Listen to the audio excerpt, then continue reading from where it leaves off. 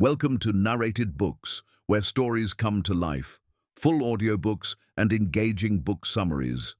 Listen, learn and explore new worlds through the power of books. The Count of Monte Cristo by Alexander Dumas. Chapter 61. How a Gardener may get rid of the dormice that eat his peaches. Not on the same night as he had intended, but the next morning, the Count of Monte Cristo went out by the Barrière d'Enfer, taking the road to Orleans. Leaving the village of Linas without stopping at the telegraph, which flourished its great bony arms as he passed, the Count reached the Tower of Monte, situated, as everyone knows, upon the highest point of the plain of that name. At the foot of the hill the Count dismounted and began to ascend by a little winding path, about 18 inches wide. When he had reached the summit he found himself stopped by a hedge, upon which green fruit had succeeded to red and white flowers. Monte Cristo looked for the entrance to the enclosure, and was not long in finding a little wooden gate, working on willow hinges, and fastened with a nail and string. The Count soon mastered the mechanism, the gate opened, and he then found himself in a little garden, about 20 feet long by 12 wide, bounded on one side by part of the hedge, which contained the ingenious contrivance we have called a gate, on the other by the old tower, covered with ivy and studded with wallflowers.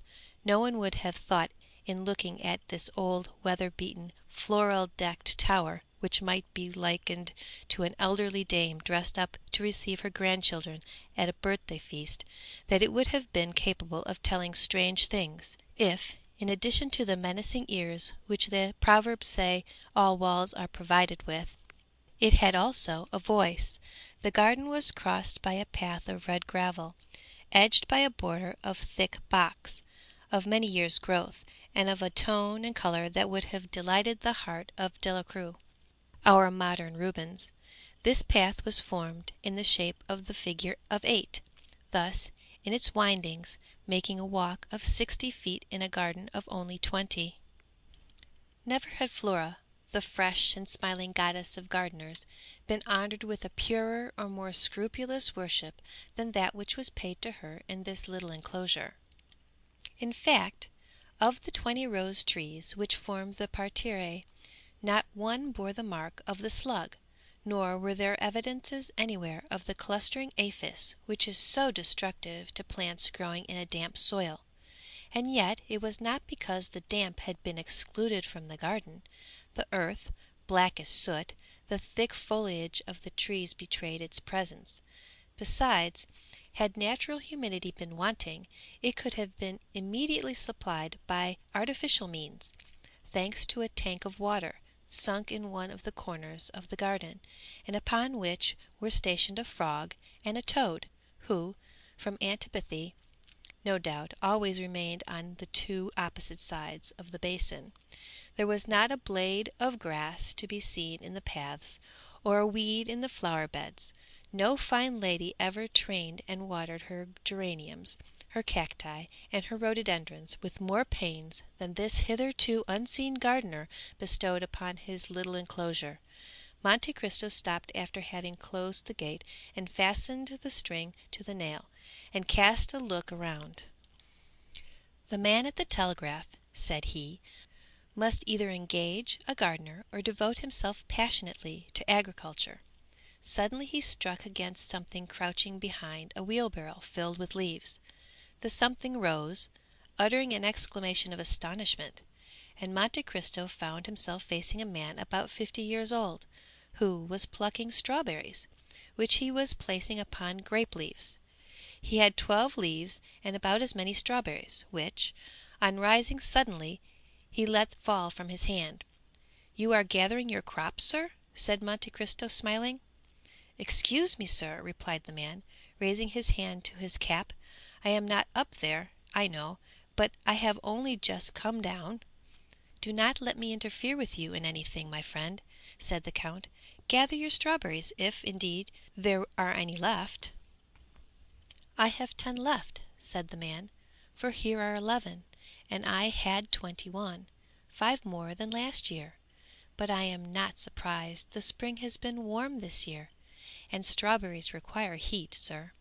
This is the reason that instead of the 16 I had last year, I have this year, you see, 11, already plucked, 12, 13, 14, 15, 16, 17, 18. Ah, I missed 3. They were here last night. Sir, I am sure they were here. I counted them. It must be the Mary Simon's son who has stolen them. I saw him strolling about here this morning. Ah, the young rascal! Stealing in a garden. He does not know where that may lead him to. Certainly it is wrong, said Monte Cristo, but you should take into consideration the youth and greediness of the delinquent. Of course, said the gardener, but that does not make it the less unpleasant. But, sir, once more I beg pardon. Perhaps you are an officer that I am detained here? And he glanced timidly at the Count's blue coat. Calm yourself, my friend, said the Count, with the smile which he made at will, either terrible or benevolent, and which now expressed only the kindliest feeling.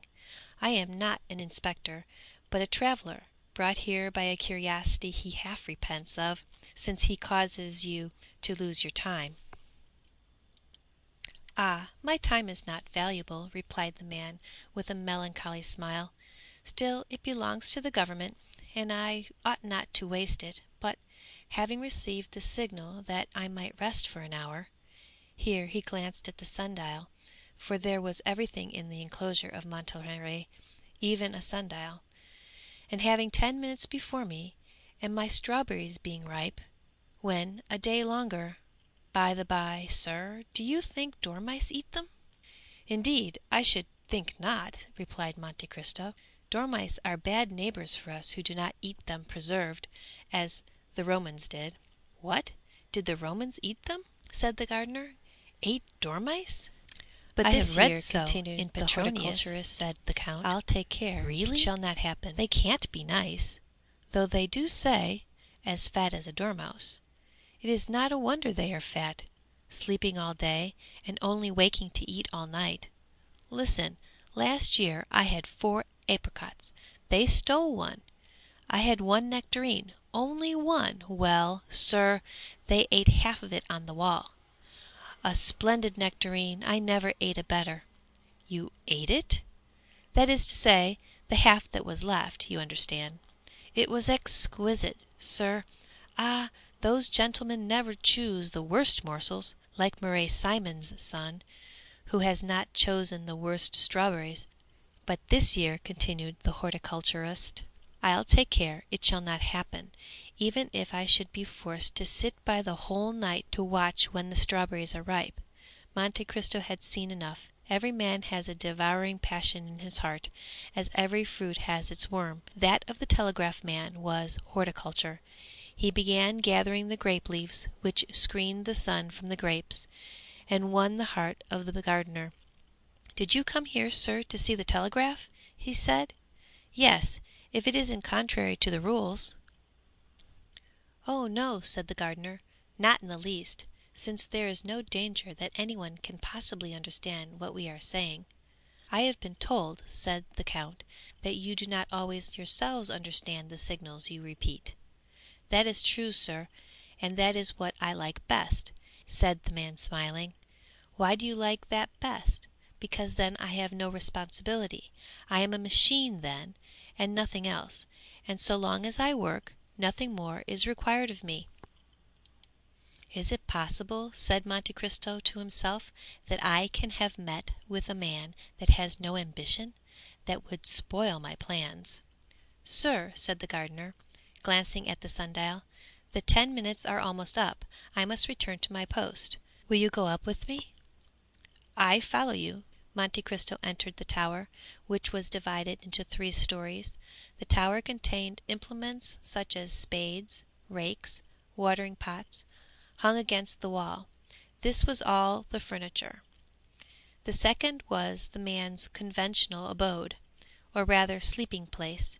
It contained a few poor articles of household furniture, a bed, a table, 2 chairs, a stone pitcher, and some dry herbs hung up to the ceiling which the Count recognized as sweet peas, and of which the good man was preserving the seeds. He had labelled them with as much care as if he had been master botanist in the Jardin des Plantes. "Does it require much study to learn the art of telegraphing?" asked Monte Cristo. "The study does not take long.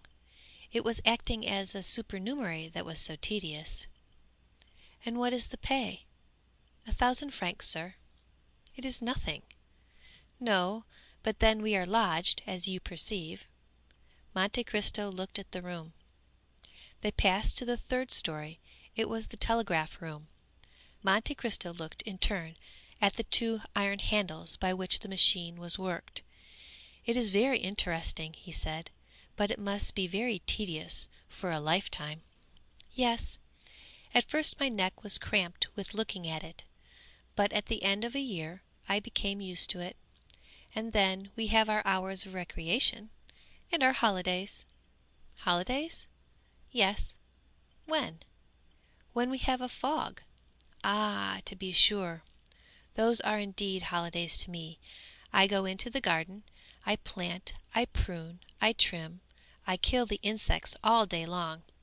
"How long have you been here?" 10 years, and 5 as a supernumerary make 15. "You are 55 years old. How long must you have served to claim the pension?" "Oh, sir, 25 years." "And how much is the pension?" 100 crowns. "Poor humanity!" murmured Count Monte Cristo. "What did you say, sir?" asked the man. "I was saying it was very interesting." "What was?" "All you were showing me.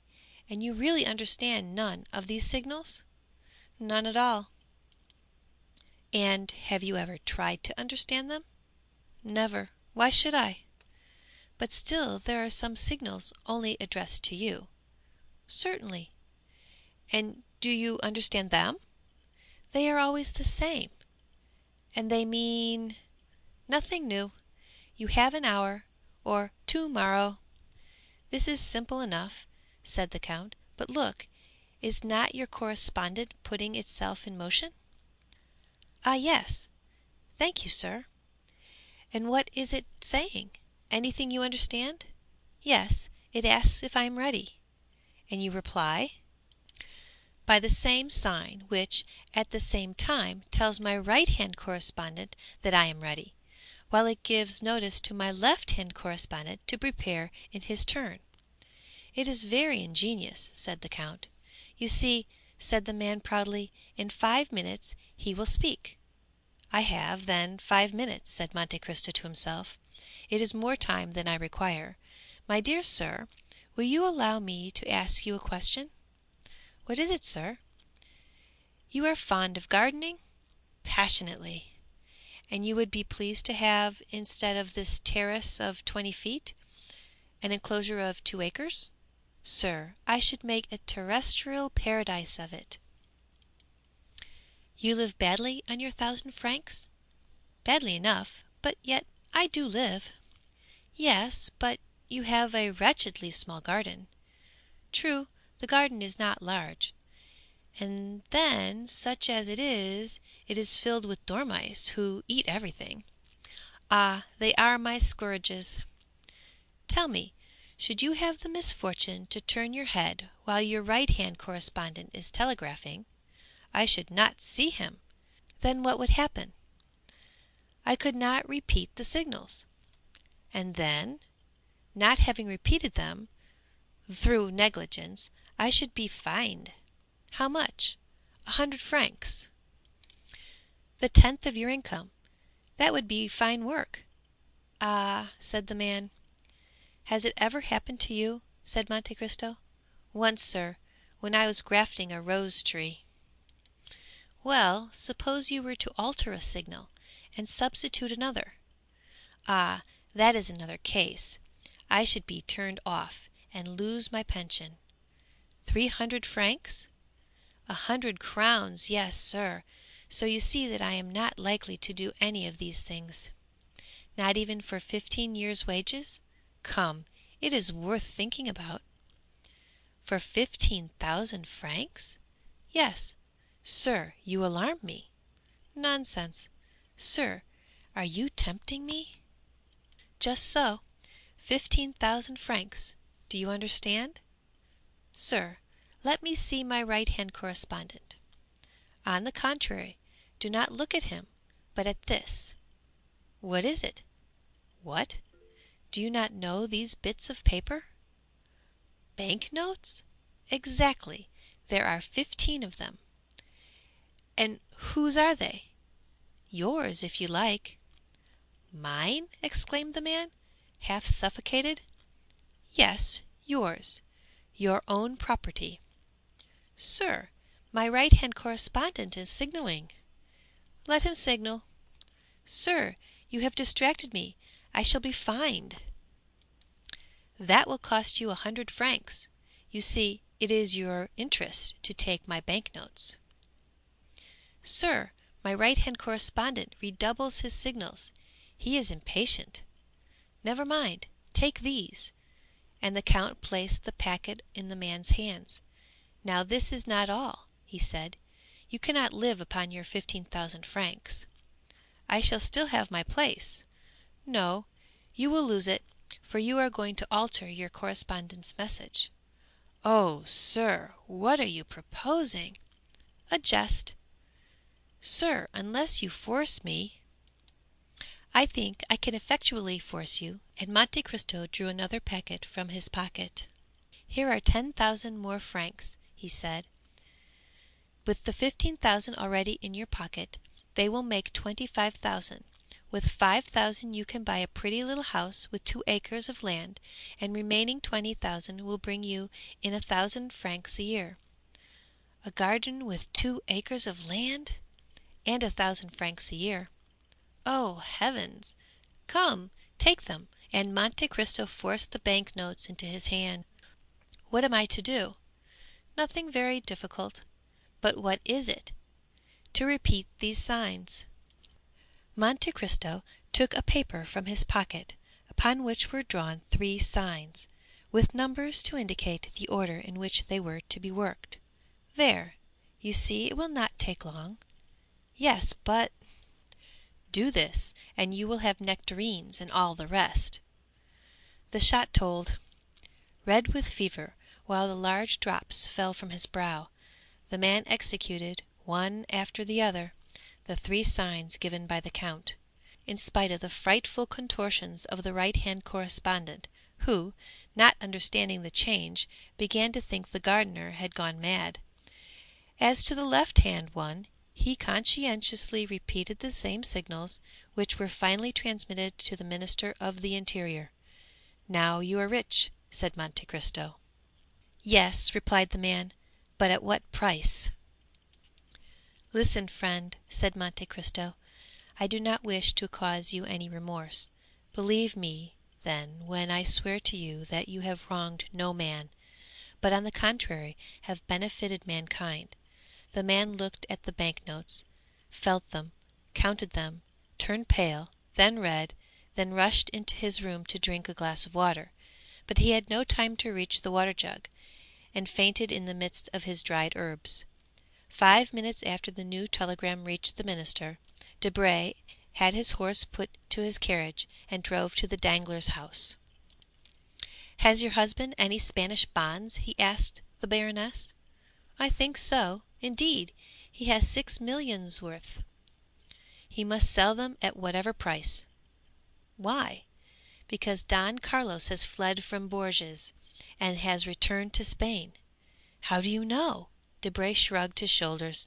The idea of asking how I hear the news, he said.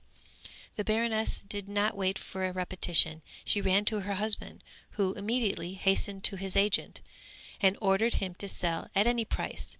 When it was seen that Danglars sold, the Spanish funds fell directly. Danglars lost 500,000 francs, but he rid himself of all his Spanish shares. The same evening the following was read in Le Messenger. By the telegraph, the king, Don Carlos, has escaped the vigilance of his guardians at Bourges, and has returned to Spain by the Catalonian frontier. Barcelona has risen in his favor. All that evening nothing was spoken of but the foresight of Danglars, who had sold his shares, and of the luck of the stock jobber, who only lost 500,000 francs by such a blow. Those who had kept their shares, or bought those of Danglars, looked upon themselves as ruined, and passed a very bad night. Next morning Le Montier contained the following: "It was without any foundation that Le Messenger yesterday announced the flight of Don Carlos and the revolt of Barcelona. The king, Don Carlos, has not left Bourges, and the peninsula is in the enjoyment of profound peace. A telegraphic signal, improperly interpreted, owed to the fog, was the cause of this error. The funds rose 1% higher than before they had fallen. This, reckoning his loss, and what he had missed gaining, made the difference of 1,000,000 to Danglars." "Good," said Monte Cristo to Morrel, who was at his house when the news arrived of the strange reverse of fortune of which Danglars had been the victim. "I have just made a discovery for 25,000 francs, for which I would have paid 100,000. "What have you discovered?" asked Morrel. "I have just discovered how a gardener may get rid of the dormice that eat his peaches." Chapter 61. Chapter 62. Ghosts. At first sight the exterior of the house at Auteuil gave no indications of splendor, nothing one would expect from the destined residence of the magnificent Count of Monte Cristo. But this simplicity was according to the will of its master, who positively ordered nothing to be altered outside. The splendor was within. Indeed, almost before the door opened, the scene changed. Monsieur Bertuccio had outdone himself in the taste displayed in furnishing and in the rapidity with which it was executed. It is told that the Duc d'Antin removed in a single night a whole avenue of trees that annoyed Louis XIV. In 3 days Monsieur Bertuccio planted an entirely bare court with poplars, large spreading sycamores, to shade the different parts of the house, and in the foreground, instead of the usual paving stones, half hidden by the grass, there extended a lawn but that morning laid down, and upon which the water was yet glistening. For the rest, the orders had been issued by the count. He himself had given a plan to Bertuccio, marking the spot where each tree was to be planted, and the shape and extent of the lawn which was to take the place of the paving stones. Thus the house had become unrecognizable, and Bertuccio himself declared that he scarcely knew it, encircled as it was by a framework of trees. The overseer would not have objected, while he was about it, to have made some improvements in the garden, but the count had positively forbidden it to be touched. Bertuccio made amends, however, by loading the antechambers, staircases, and mantelpieces with flowers. What, above all, manifested the shrewdness of the steward and the profound science of the master, the one in carrying out the ideas of the other, was that this house, which appeared only the night before so sad and gloomy, impregnated with that sickly smell one can almost fancy to be the smell of time, had in a single day acquired the aspect of life, was scented with its master's favorite perfumes, and had the very light regulated according to his wish. When the count arrived, he had under his touch his books and arms. His eyes rested upon his favorite pictures. His dogs, whose caresses he loved, welcomed him in the antechamber. The birds, whose songs delighted him, cheered him with their music, and the house, awakened from its long sleep, like a sleeping beauty in the woods, lived, sang, and bloomed like the houses we have long cherished, and in which, when we are forced to leave them, we leave a part of our souls. The servants passed gaily along the fine courtyard. Some, belonging to the kitchens, glided down the stairs, restored but the previous day, as if they had always inhabited the house. Others, filling the coach houses, where the equipages, encased and numbered, appeared to have been installed for the last 50 years, and in the stables the horses replied with neighs to the grooms, who spoke to them with much more respect than many servants pay their masters. The library was divided into two parts on either side of the wall, and contained upwards of 2,000 volumes. One division was entirely devoted to novels, and even the volume which had been published but the day before was to be seen in its place in all the dignity of its red and gold binding. On the other side of the house, to match with the library, was the conservatory, ornamented with rare flowers that bloomed in china jars, and in the midst of the greenhouse, marvellous alike to sight and smell, was a billiard table, which looked as if it had been abandoned during the past hour by players who had left the balls on the cloth. One chamber alone had been respected by the magnificent Bertuccio. Before this room, to which you could ascend by the grand and go out by the back staircase, the servants passed with curiosity and Bertuccio with terror. At 5 o'clock precisely the Count arrived before the house at Auteuil, followed by Ali. Bertuccio was awaiting this arrival with impatience, mingled with uneasiness. He hoped for some compliments, while at the same time he feared to have frowns. Monte Cristo descended into the courtyard, walked all over the house, without giving any sign of approbation or pleasure, until he entered his bedroom, situated on the opposite side to the closed room. Then he approached a little piece of furniture, made of rosewood, which he had noticed at a previous visit. "That can only be to hold gloves," he said. "Will your Excellency deign to open it?" said the delighted Bertuccio, "and you will find gloves in it." Elsewhere the Count found everything he required, smelling bottles, cigars, knick-knacks. "Good," he said, and Monsieur Bertuccio left enraptured. So great, so powerful and real was the influence exercised by this man over all who surrounded him. At precisely 6 o'clock the clatter of horses' hoofs was heard at the entrance door. It was our captain of Spahis, who had arrived on Medea. "I am sure I am the first," cried Morel. "I did it on purpose to have you a minute to myself, before every one came. Julie and Emmanuel have 1,000 things to tell you. Ah, really, this is magnificent! But tell me, Count, will your people take care of my horse?" "Do not alarm yourself, my dear Maximilian. They understand. I mean because he wants petting. If you had seen at what a pace he came! Like the wind!" "I should think so. A horse that costs 5,000 francs!" said Monte Cristo in a tone which a father would use towards a son. "Do you regret them?" asked Morel, with his open laugh. "I? Certainly not," replied the Count.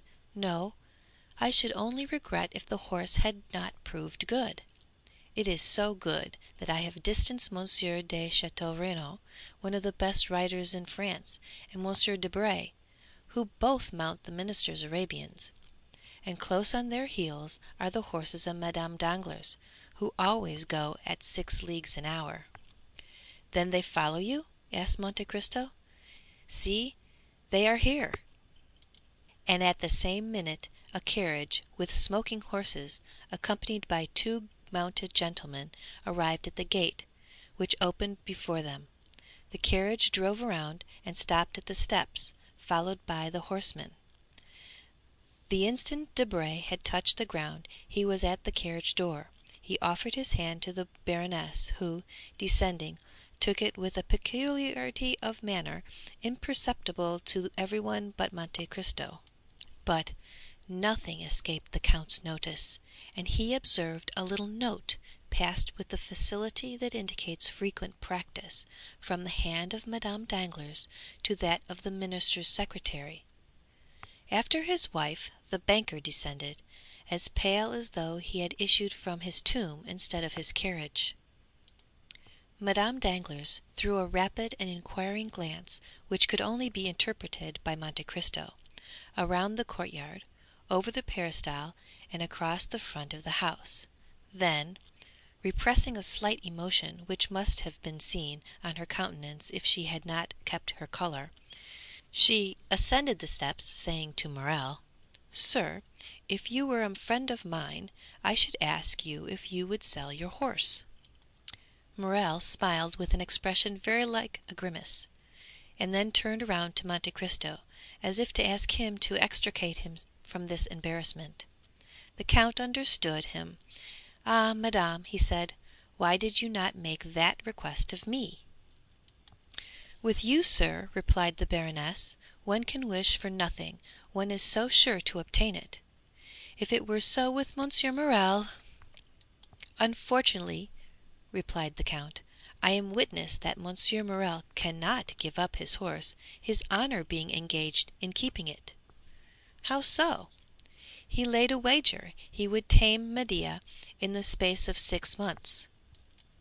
You understand now that if he were to get rid of the animal before the time named, he would not only lose his bet, but people would say he was afraid, and a brave captain of Spahis cannot risk this, even to gratify a pretty woman, which is, in my opinion, one of the most sacred obligations in the world.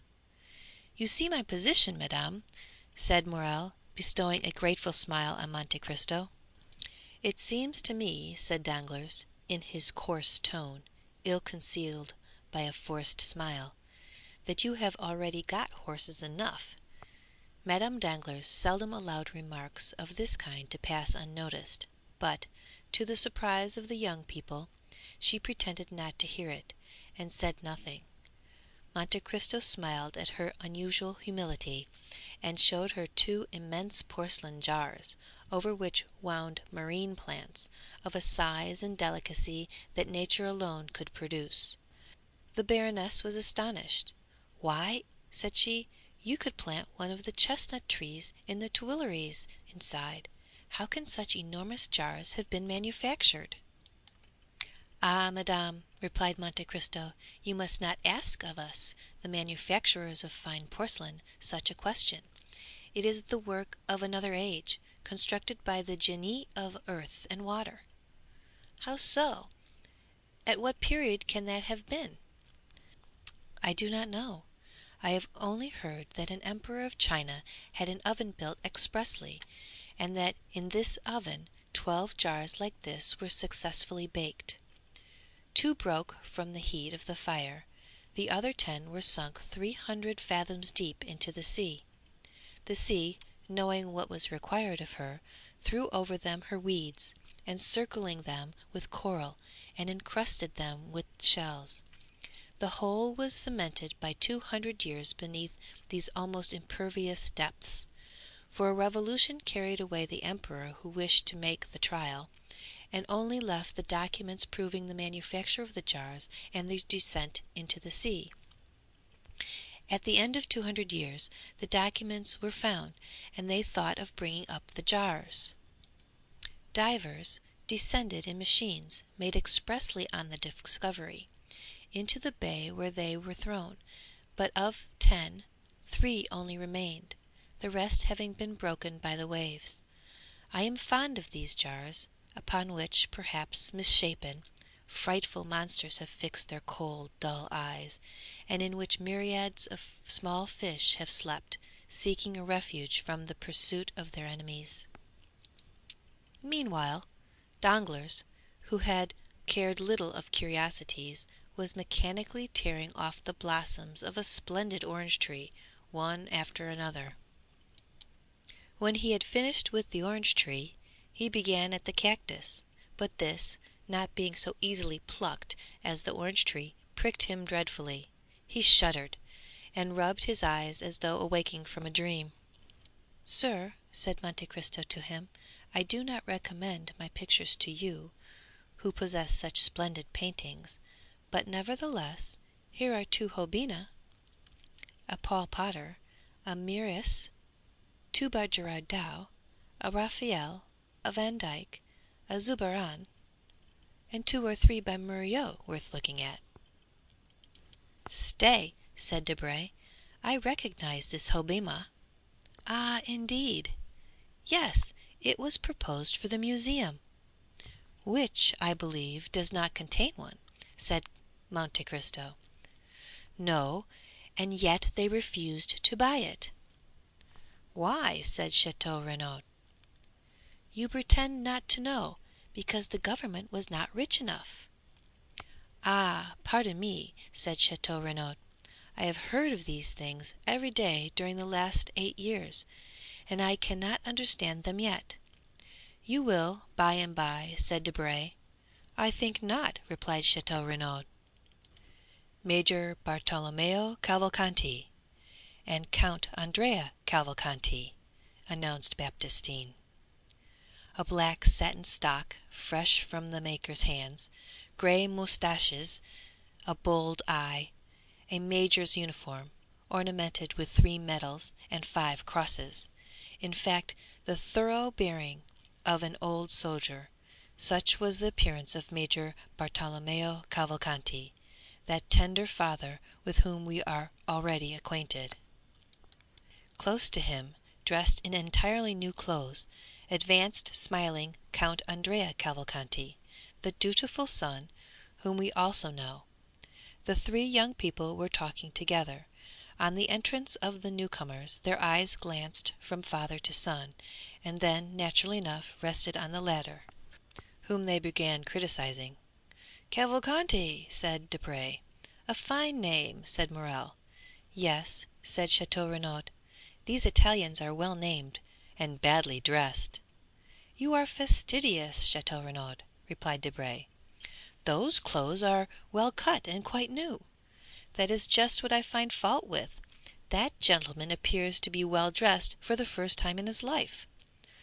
"Who are those gentlemen?" asked Danglars of Monte Cristo. "You heard, Cavalcanti." "That tells me their name, and nothing else." "Ah, true. You do not know the Italian nobility. The Cavalcanti are all descended from princes." "Have they any fortune?" "An enormous one." "What do they do?" "Try to spend it all. They have some business with you, I think, from what they told me the day before yesterday. I, indeed, invited them here to-day on your account. I will introduce you to them." "But they appear to speak French with a very pure accent," said Danglars. "The son has been educated in a college in the south, I believe near Marseilles. You will find him quite enthusiastic."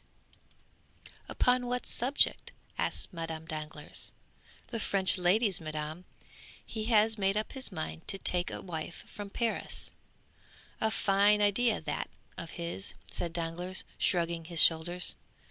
Madame Danglars looked at her husband with an expression which, at any other time, would have indicated a storm, but for the second time she controlled herself.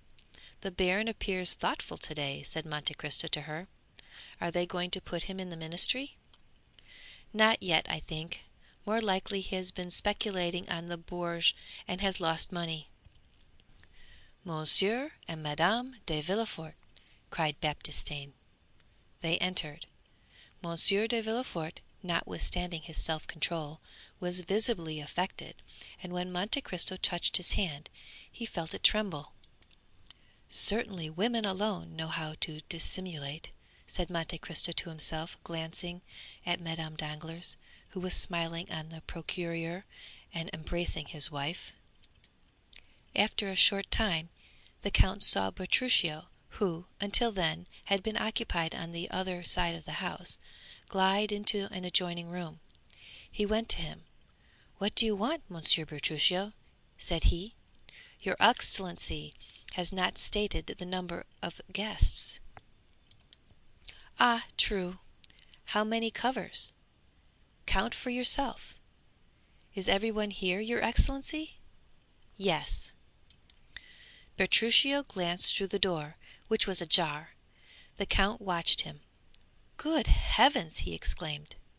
"What is the matter?" said the count. "That woman! That woman!" "Which?" "The one with the white dress, and so many diamonds, the fair one." "Madame Danglars?" "I do not know her name, but it is she, sir, it is she." "Whom do you mean?" "The woman of the garden, she that was in Siente."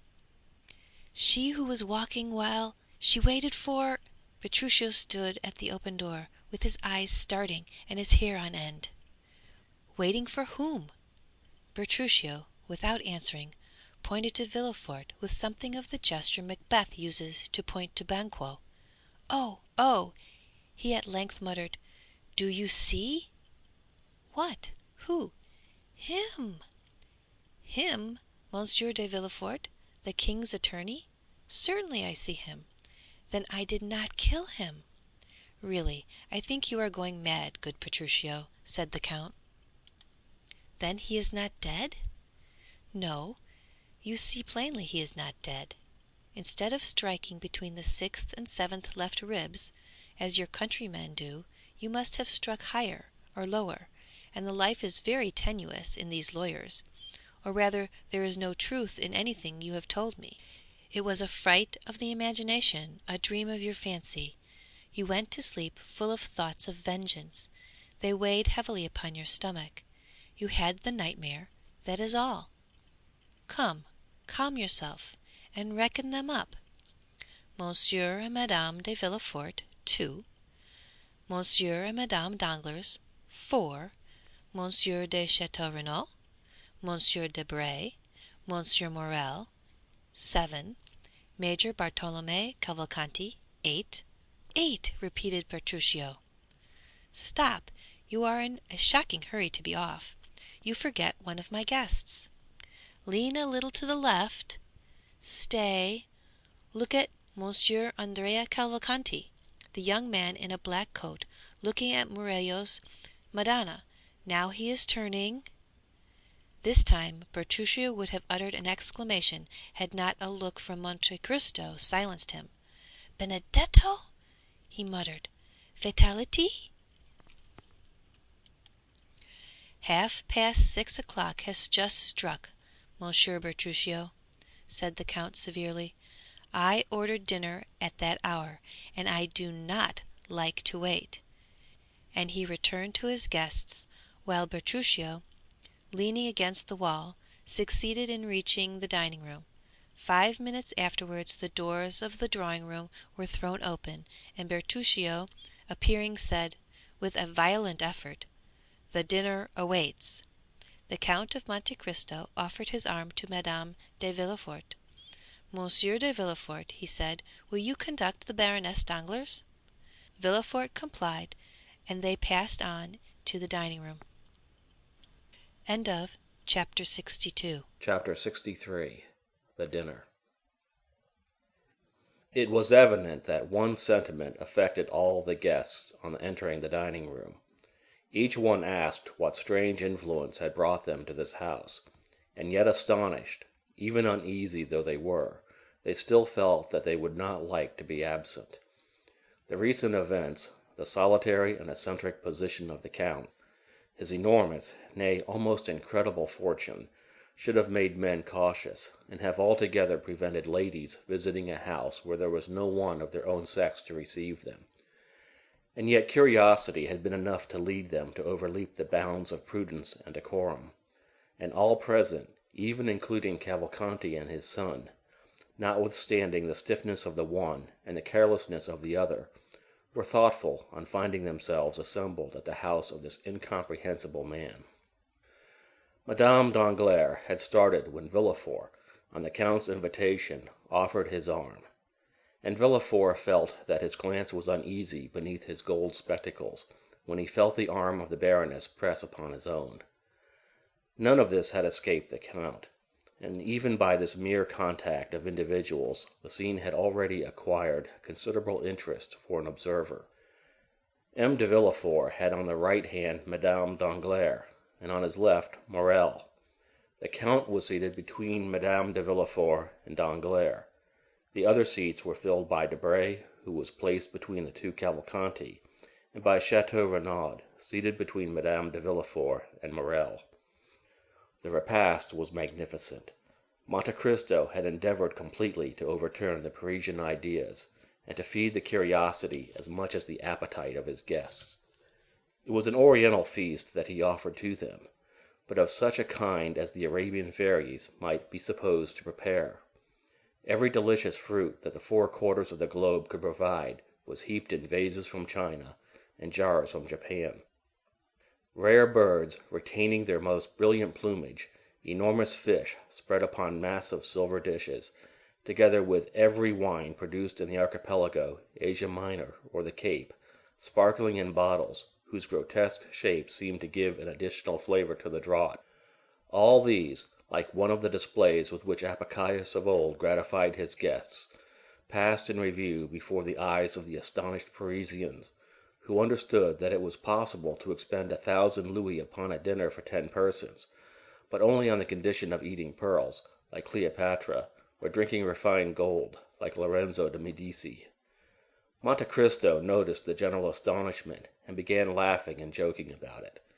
"Gentlemen," he said, "you will admit that, when arrived at a certain degree of fortune, the superfluities of life are all that can be desired, and the ladies will allow that, after having risen to a certain eminence of position, the ideal alone can be more exalted. Now, to follow out this reasoning, what is the marvelous? That which we do not understand. What is it that we really desire? That which we cannot obtain. Now, to see things which I cannot understand, to procure impossibilities, these are the study of my life. I gratify my wishes by 2 means, my will and my money. I take as much interest in the pursuit of some whim as you do, M. Danglars, in promoting a new railway line, you, M. de Villefort, in condemning a culprit to death, you, M. Debray, in pacifying a kingdom, you, de Chateau Renaud, in pleasing a woman, and you, Morel, in breaking a horse that no one can ride. For example, you see these 2 fish, one brought 50 leagues beyond St. Petersburg, the other 5 leagues from Naples. Is it not amusing to see them both on the same table?" "What are the 2 fish?" asked Danglars. M. Chateau Renaud, who has lived in Russia, will tell you the name of one, and Major Cavalcanti, who is an Italian, will tell you the name of the other. "This one is, I think, a sterlet," said Chateau Renaud, "and that one, if I mistake not, a lamprey." "Just so. Now, M. Danglars, ask these gentlemen where they are caught." "Starlets," said Chateau Renaud, "are only found in the Volga." "And," said Cavalcanti, "I know that Lake Fusaro alone supplies lampreys of that size." "Exactly. One comes from the Volga, and the other from Lake Fusaro." "Impossible!" cried all the guests simultaneously. "Well, this is just what amuses me," said Monte Cristo.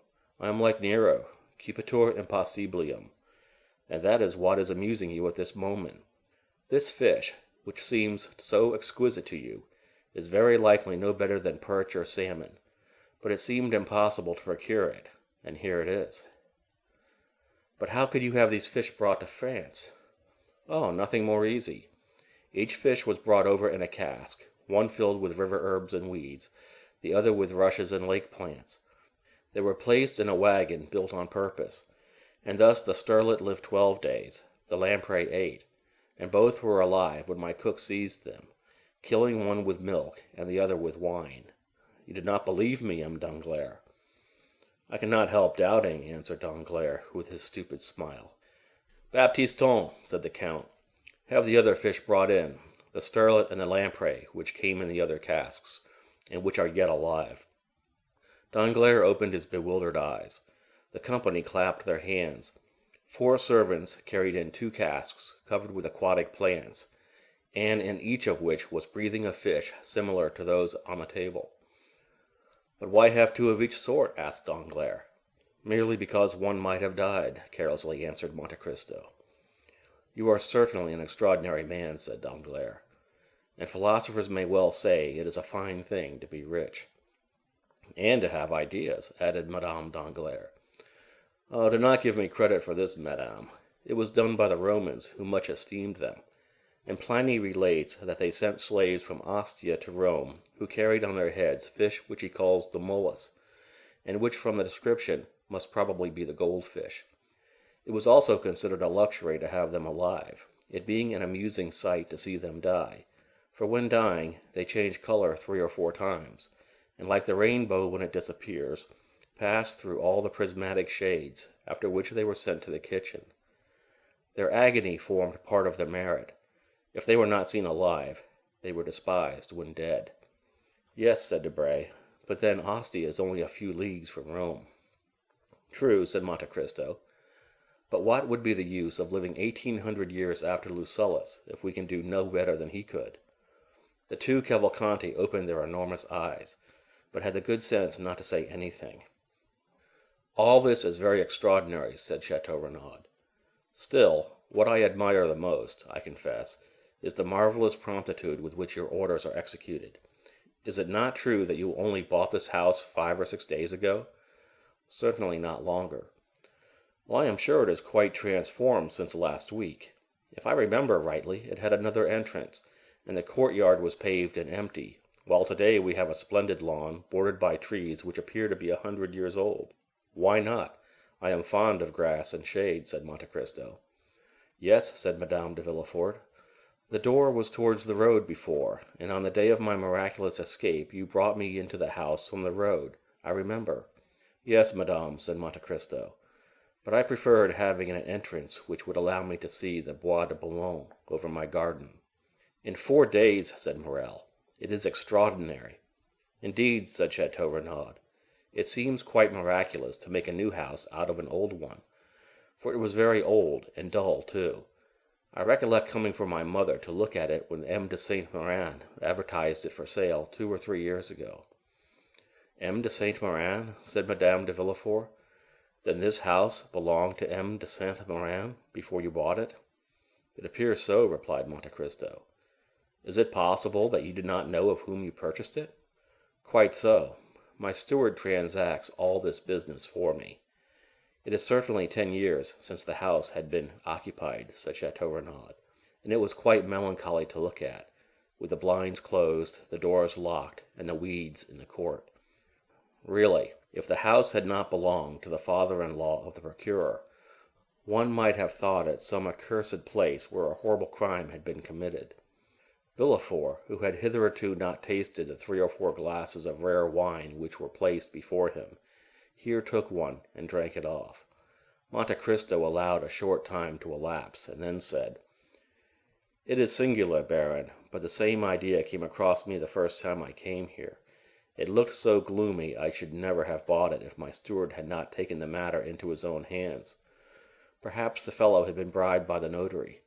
"It is probable," stammered out Villefort, trying to smile, "but I can assure you that I had nothing to do with any such proceeding. This house is part of Valentine's marriage portion, and M. de Saint-Méran wished to sell it, for if it had remained another year or 2 uninhabited, it would have fallen to ruin." It was Morel's turn to become pale. "There was, above all, one room," continued Monte Cristo, "very plain in appearance, hung with red damask, which, I know not why, appeared to me quite dramatic." "Why so?" said Danglars. "Why dramatic?" "Can we account for instinct?" said Monte Cristo. "Are there not some places where we seem to breathe sadness? Why, we cannot tell. It is a chain of recollections, an idea which carries you back to other times, to other places, which very likely have no connection with the present time and place. And there is something in this room which reminds me forcibly of the chamber of the Marquise de Ganges, or Desdemona. Footnote: Elizabeth de Rossan, Marquise de Ganges, was one of the famous women of the court of Louis XIV, where she was known as La Belle Provençale. She was the widow of the Marquise de Castellane when she married de Ganges, and having the misfortune to excite the enmity of her new brothers-in-law, was forced by them to take poison, and they finished her off with pistol and dagger. End footnote. Stay, since we have finished dinner, I will show it to you, and then we will take coffee in the garden. After dinner, the play. Monte Cristo looked inquiringly at his guests. Madame de Villefort rose. Monte Cristo did the same, and the rest followed their example. Villefort and Madame Danglars remained for a moment, as if rooted to their seats. They questioned each other with vague and stupid glances. "Did you hear?" said Madame Danglars. "We must go," replied Villefort, offering his arm. The others, attracted by curiosity, were already scattered in different parts of the house, for they thought the visit would not be limited to the one room, and that at the same time they would obtain a view of the rest of the building, of which Monte Cristo had created a palace. Each one went out by the open doors. Monte Cristo waited for the two who remained. Then, when they had passed, he brought up the rear, and on his face was a smile which, if they would have understood it, would have alarmed them much more than a visit to the room they were about to enter. They began by walking through the apartments, many of which were fitted up in the Eastern style, with cushions and divans instead of beds, and pipes instead of furniture. The drawing rooms were decorated with the rarest pictures by the old masters. The boudoirs hung with draperies from China, of fanciful colors, fantastic design, and wonderful texture. At length they arrived at the famous room. There was nothing particular about it, excepting that, although daylight had disappeared, it was not lighted, and everything in it was old-fashioned, while the rest of the rooms had been redecorated. These two causes were enough to give it a gloomy aspect. "Oh," cried Madame de Villefort, "it is really frightful." Madame Danglars tried to utter a few words, but was not heard. Many observations were made, the import of which was unanimous opinion that there was something sinister about the room. "Is it not so?" asked Monte Cristo. "Look at that large clumsy bed, hung with such gloomy blood-colored drapery, and those two crayon portraits that have faded from the dampness. Do they not seem to say, with their pale lips and staring eyes, 'We have seen'?" Villefort became livid. Madame Danglars fell into a long seat placed near the chimney. "Ah," said Madame de Villefort, smiling, "are you courageous enough to sit down upon the very seat, perhaps upon which the crime was committed?" Madame Danglars rose suddenly. "And then," said Monte Cristo, "this is not all." "What is there more?" said Debray, who had not failed to notice the agitation of Madame Danglars. "Ah, what else is there?" said Danglars, "for at present I cannot say that I have seen anything extraordinary. What do you say, M. Cavalcanti?" "Ah," he said, "we have at Pisa Ugolino's tower, at Ferrara Tasso's prison, at Rimini the room of Francesca and Paolo." "Yes, but you have not this little staircase," said Monte Cristo, opening a door concealed by the drapery. "Look at it and tell me what you think of it." "What a wicked-looking, crooked staircase," said Chateau Renaud with a smile. "I do not know whether the wine of Chios produces melancholy, but certainly everything appears to me black in this house," said Debray. Ever since Valentine's dowry had been mentioned, Morrel had been silent and sad. "Can you imagine," said Monte Cristo, "some Othello or Abbé de Ganges, one stormy dark night, descending these stairs step by step, carrying a load which he wishes to hide from the sight of man, if not from God?" Madame Danglars half fainted on the arm of Villefort, who was obliged to support himself against the wall. "Ah, madame," cried Debray, "what is the matter with you? How pale you look!" "It is very evident what is the matter with her," said Madame de Villefort. "M. de Monte Cristo is relating horrible stories to us, doubtless intending to frighten us to death." "Yes," said Villefort. "Really, Count, you frighten the ladies." "What is the matter?" asked Debray, in a whisper of Madame Danglars. "Nothing," she replied with a violent effort. "I want air, that is all." "Will you come into the garden?" said Debray, advancing toward the back staircase. "No, no," she answered. "I would rather remain here." "Are you really frightened, madame?" said Monte Cristo. "Oh, no, sir," said Madame Danglars. "But you suppose scenes in a manner which gives them the appearance of reality." "Ah, yes," said Monte Cristo, smiling. "It is all a matter of imagination. Why should we not imagine this the apartment of an honest mother, and this bed with red hangings a bed visited by the goddess Luciana, and that mysterious staircase the passage through which, not to disturb their sleep, the doctor and nurse pass, or even the father carrying the sleeping child?" Here Madame Danglars, instead of being calmed by the soft picture, uttered a groan and fainted. "Madame Danglars is ill," said Villefort. "It would be better to take her to her carriage." "Oh, mon Dieu," said Monte Cristo, "I have forgotten my smelling bottle." "I have mine," said Madame de Villefort, and she passed over to Monte Cristo a bottle full of the same kind of red liquid whose good properties the count had tested on Edward. "Ah," said Monte Cristo, taking it from her hand. "Yes," she said, "at your advice I have made the trial." "And have you succeeded?" "I think so." Madame Danglars was carried into the adjoining room. Monte Cristo dropped a very small portion of the red liquid upon her lips. She returned to consciousness. "Ah," she cried, "what a frightful dream!" Villefort pressed her hand to let her know it was not a dream. They looked for M. Danglars, but as he was not especially interested in poetical ideas, he had gone into the garden and was talking with Major Cavalcanti on the projected railway from Leghorn to Florence. Monte Cristo seemed in despair. He took the arm of Madame Danglars and conducted her into the garden, where they found Danglars taking coffee between the Cavalcanti. "Really, madame," he said, "did I alarm you much?" "Oh, no, sir," she answered. "But you know, things impress us differently, according to the mood of our minds." Villefort forced a laugh. "And then, you know," he said, "an idea, a supposition, is sufficient." "Well," said Monte Cristo, "you may believe me if you like, but it is my opinion that a crime has been committed in this house." "Take care," said Madame de Villefort, "the king's attorney is here." "Ah," replied Monte Cristo, "since that is the case, I will take advantage of his presence to make my declaration." "Your declaration?" said Villefort. "Yes, before witnesses." "Oh, this is very interesting," said Debray. "If there really has been a crime, we will investigate it." "There has been a crime," said Monte Cristo. "Come this way, gentlemen. Come, and Villefort, for a declaration to be available should be made before the competent authorities."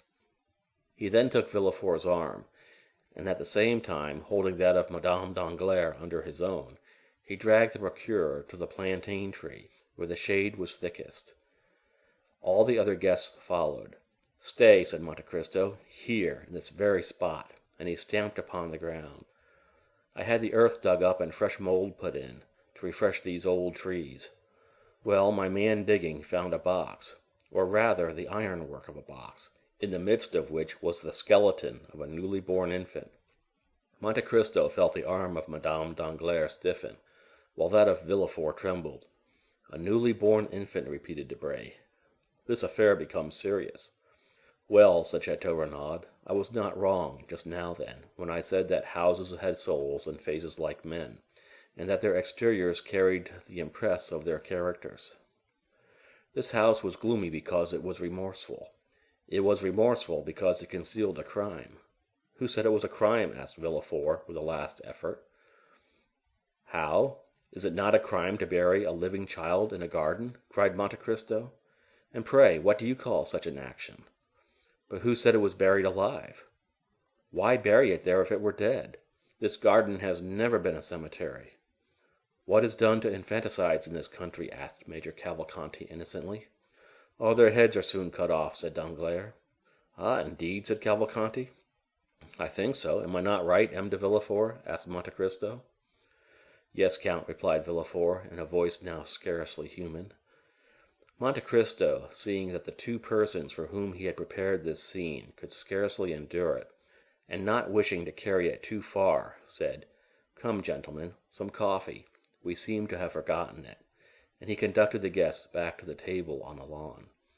"Indeed, count," said Madame Danglars, "I am ashamed to own it, but all your frightful stories have so upset me that I must beg you to let me sit down," and she fell into the chair. Monte Cristo bowed and went to Madame de Villefort. "I think Madame Danglars again requires your bottle," he said.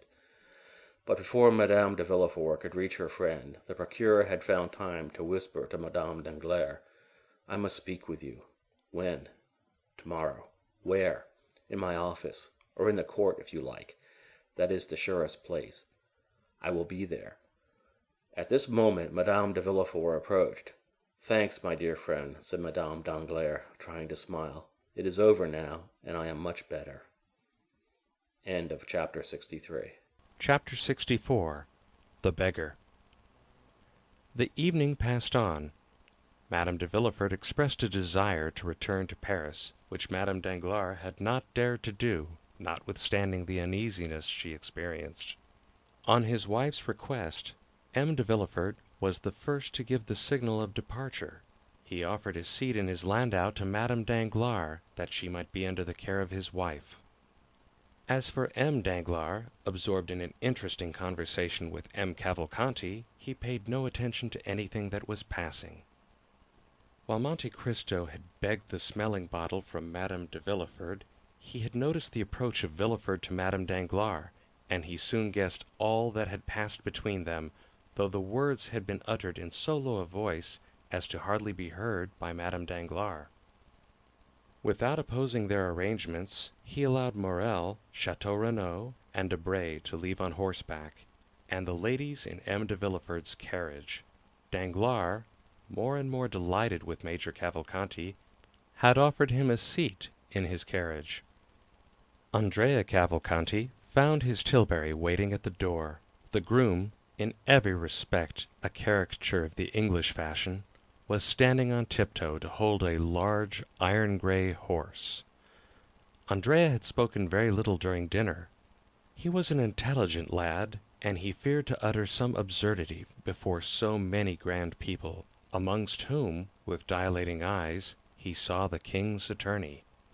Then he had been seized upon by Danglars, who, with a rapid glance at the stiff-necked old major and his modest son, and taking into consideration the hospitality of the Count, made up his mind that he was in the society of some nabob come to Paris to finish the worldly education of his heir. He contemplated with unspeakable delight the large diamond which shone on the major's little finger, for the major, like a prudent man, in case of any accident happening to his banknotes, had immediately converted them into an available asset. Then, after dinner, on the pretext of business, he questioned the father and son upon their mode of living, and the father and son, previously informed that it was through Danglars the one was to receive his 48,000 francs, and the other 50,000 livres annually, were so full of affability that they would have shaken hands even with the banker's servants. So much did their gratitude need an object to expend itself upon. One thing above all the rest heightened the respect, nay, almost the veneration of Danglars for Cavalcanti. The latter, faithful to the principle of Horace nil admirari, had contented himself with showing his knowledge by declaring in what lake the best lampreys were caught. Then he had eaten some without saying a word more. Danglars, therefore, concluded that such luxuries were common at the table of the illustrious descendant of the Cavalcanti, who most likely in Lucca fed upon trout brought from Switzerland, and lobsters sent from England, by the same means used by the Count to bring the lampreys from Lake Fusaro and the sterlet from the Volga. Thus it was with much politeness of manner that he heard Cavalcanti pronounce these words: "Tomorrow, sir, I shall have the honor of waiting upon you on business." "And I, sir," said Danglars, "shall be most happy to receive you." Upon which he offered to take Cavalcanti in his carriage to the Hôtel des Princes, if it would not be depriving him of the company of his son. To this Cavalcanti replied by saying that for some time past his son had lived independently of him, that he had his own horses and carriages, and that not having come together, it would not be difficult for them to leave separately. The major seated himself, therefore, by the side of Danglars, who was more and more charmed with the ideas of order and economy which ruled this man, and yet who, being able to allow his son 60,000 francs a year, might be supposed to possess a fortune of 500,000 or 600,000 livres. As for Andrea, he began, by way of showing off, to scold his groom, who, instead of bringing the tilbury to the steps of the house, had taken it to the outer door, thus giving him the trouble of walking 30 steps to reach it. The groom heard him with humility, took the bit of the impatient animal with his left hand, and with the right held out the reins to Andrea, who, taking them from him, rested his polished boot lightly on the step. At that moment a hand touched his shoulder. The young man turned round, thinking that Danglars or Monte Cristo had forgotten something they wished to tell him, and had returned just as they were starting. But instead of either of these, he saw nothing but a strange face, sunburnt, and encircled by a beard, with eyes brilliant as carbuncles, and a smile upon the mouth which displayed a perfect set of white teeth, pointed and sharp as the wolf's or jackal's. A red handkerchief encircled his grey head. Torn and filthy garments covered his large bony limbs, which seemed as though, like those of a skeleton, they would rattle as he walked. And the hand with which he leaned upon the young man's shoulder, and which was the first thing Andrea saw, seemed of gigantic size. Did the young man recognize that face by the light of the lantern in his tilbury, or was he merely struck with the horrible appearance of his interrogator? We cannot say, but only relate the fact that he shuddered and stepped back suddenly. "What do you want of me?" he asked. "Pardon me, my friend, if I disturb you," said the man with the red handkerchief, "but I want to speak to you." "You have no right to beg at night," said the groom, endeavoring to rid his master of the troublesome intruder. "I am not begging, my fine fellow," said the unknown to the servant, with so ironical an expression of the eye, and so frightful a smile, that he withdrew. "I only wish to say 2 or 3 words to your master, who gave me a commission to execute about a fortnight ago." "Come," said Andrea, with sufficient nerve for his servant not to perceive his agitation. "What do you want? Speak quickly, friend." The man said in a low voice, I wish you to spare me the walk back to Paris. I am very tired, and as I have not eaten so good a dinner as you, I can scarcely stand." The young man shuddered at this strange familiarity. "Tell me," he said, "tell me what you want." "Well, then, I want you to take me up in your fine carriage and carry me back." Andrea turned pale, but said nothing.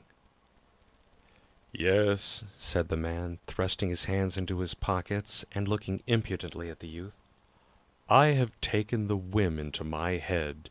Do you understand, Master Benedetto?"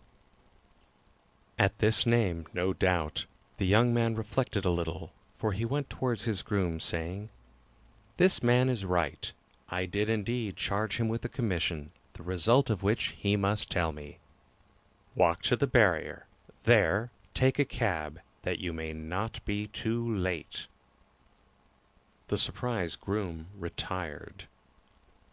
"Let me at least reach a shady spot," said Andrea. "Oh, as for that, I'll take you to a splendid place," said the man with the handkerchief, and taking the horse's bit, he led the tilbury where it was certainly impossible for anyone to witness the honor that Andrea conferred upon him. "Don't think I want the glory of riding in your fine carriage," said he. "Oh, no, it's only because I am tired, and also because I have a little business to talk over with you." "Come, step in," said the young man. It was a pity this scene had not occurred in daylight, for it was curious to see this rascal throwing himself heavily down on the cushion beside the young and elegant driver of the tilbury. Andrea drove past the last house in the village without saying a word to his companion, who smiled complacently, as though well pleased to find himself travelling in so comfortable a vehicle. Once out of Auteuil, Andrea looked around in order to assure himself that he could neither be seen nor heard, and then, stopping the horse and crossing his arms before the man, he asked, "Now, tell me why you have come to disturb my tranquillity." "Let me ask you why you deceived me." "How have I deceived you?" "How, do you ask? When we parted at the Pont du Var, you told me you were going to travel through Piedmont and Tuscany. But instead of that, you come to Paris." "How does that annoy you?" It does not. On the contrary, I think it will answer my purpose. So, said Andrea, you are speculating upon me? What fine words he uses. I warn you, Master Caderousse, that you are mistaken. Well, well, don't be angry, my boy. You know well enough what it is to be unfortunate, and misfortunes make us jealous. I thought you were earning a living in Tuscany or Piedmont by acting as Facchino or Cicerone, and I pitied you sincerely, as I would a child of my own. You know, I always did call you my child. Come, come. What then? Patience, patience. I am patient, but go on. All at once I see you pass through the barrier with a groom, a tilbury, and fine new clothes. You must have discovered a mine, or else become a stockbroker. So that, as you confess, you are jealous? No, I am pleased. So pleased that I wish to congratulate you, but I am not quite properly dressed. I chose my opportunity that I might not compromise you. Yes, and a fine opportunity you have chosen, exclaimed Andrea. You speak to me before my servant. How can I help that, my boy? I speak to you when I can catch you. You have a quick horse, a light tilbury. You are naturally as slippery as an eel. If I had missed you tonight, I might not have had another chance. You see, I did not conceal myself. You are lucky. I wish I could say as much, for I do conceal myself, and then I was afraid you would not recognize me. But you did, added Caderousse, with his unpleasant smile. It was very polite of you. Come, said Andrea, what do you want? You do not speak affectionately to me, Benedetto, my old friend. That is not right. Take care, or I may become troublesome. This menace smothered the young man's passion. He urged the horse again into a trot. You should not speak so to an old friend like me, Caderousse, as you say just now. You are a native of Marseille. I am— Do you know then now what you are? No, but I was brought up in Corsica. You are old and obstinate. I am young and wilful. Between people like us, threats are out of place. Everything should be amicably arranged. Is it my fault if fortune, which is frowned upon you, has been kind to me? Fortune has been kind to you, then? Your tilbury, your groom, your clothes, are not then hired? Good. So much the better, said Caderousse, his eyes sparkling with avarice.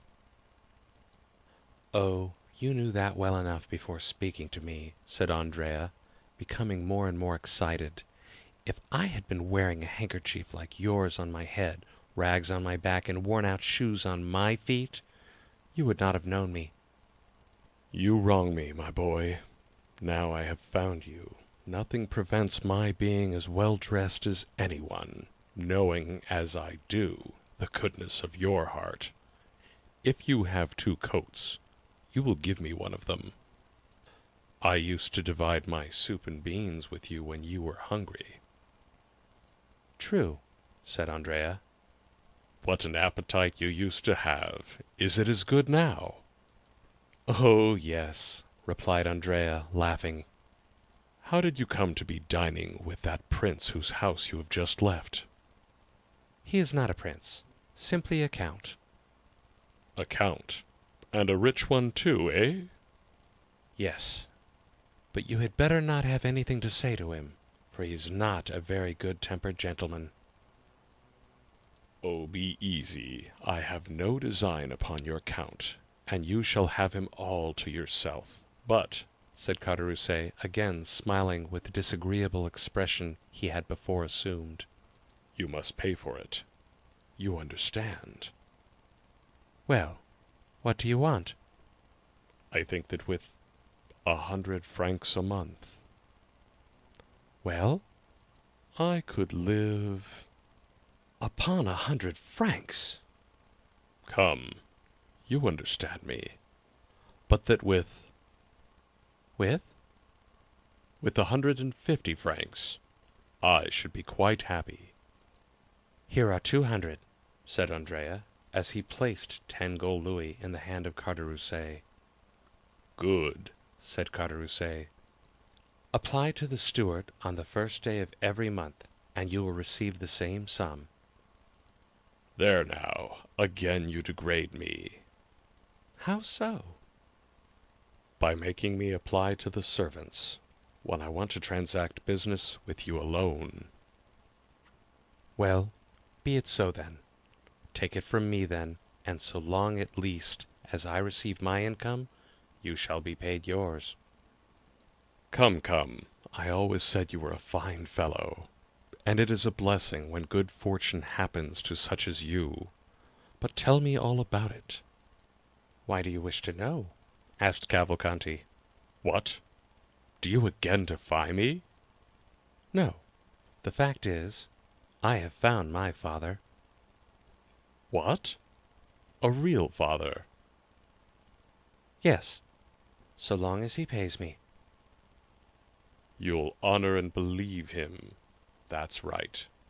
What is his name? Major Cavalcanti. Is he pleased with you? So far, I have appeared to answer his purpose. And who found this father for you? The Count of Monte Cristo. The man whose house you have just left? Yes. I wish you would try to find me a situation with him as grandfather, since he holds the money chest. Well, I will mention you to him. Meanwhile, what are you going to do? I? Yes, you. It is very kind of you to trouble yourself about me. Since you interest yourself in my affairs, I think it is now my turn to ask you some questions. Ah, true. Well, I shall rent a room in some respectable house, wear a decent coat, shave every day, and go and read the paper in the cafe. Then, in the evening, I shall go to the theatre. I shall look like some retired baker. That is what I want. Come, if you will only put this scheme into execution, and be steady, nothing could be better. Do you think so, M. Basset? And you, what will become? A peer of France? Ah, said Andrea, who knows? Major Cavalcanti is already one, perhaps. But then, hereditary rank is abolished. No politics, Carderousse. And now that you have all you want, and that we understand each other, jump down from the tilbury and disappear. Not at all, my good friend. How? Not at all? Why, just think for a moment. With this red handkerchief on my head, with scarcely any shoes, no papers, and 10 gold Napoleons in my pocket, without reckoning what was there before, making in all about 200 francs. Why, I should certainly be arrested at the barriers. Then, to justify myself, I should say that you gave me the money. This would cause inquiries. It would be found that I left Toulon without giving due notice, and that I should then be escorted back to the shores of the Mediterranean. Then I should become simply number 106, and goodbye to my dream of resembling the retired baker. No, no, my boy, I prefer remaining honorably in the capital. Andrea scowled. Certainly, as he had himself owned, the reputed son of Major Cavalcanti was a willful fellow. He drew up for a minute, threw a rapid glance around him, and then his hand fell instantly into his pocket, where it began playing with a pistol. But, meanwhile, Caderousse, who had never taken his eyes off his companion, passed his hand behind his back and opened a long Spanish knife, which he always carried with him to be ready in case of need. The two friends, as we see, were worthy of and understood one another. Andrea's hand left his pocket inoffensively, and was carried up to the red mustache, which it played with for some time. "Good, Caderousse," he said. "How happy you will be." "I will do my best," said the innkeeper of the Pont du Gard, shutting up his knife. "Well then, we will go to Paris. But how will you pass through the barrier without exciting suspicion? It seems to me that you are in more danger riding than on foot." "Wait," said Caderousse, "we shall see." He then took the great coat with the large collar which the groom had left behind in the tilbury, and put it on his back. Then he took off Cavalcanti's hat, which he placed upon his own head, and finally he assumed the careless attitude of a servant whose master drives himself. "But tell me," said Andrea, "am I to remain bareheaded?"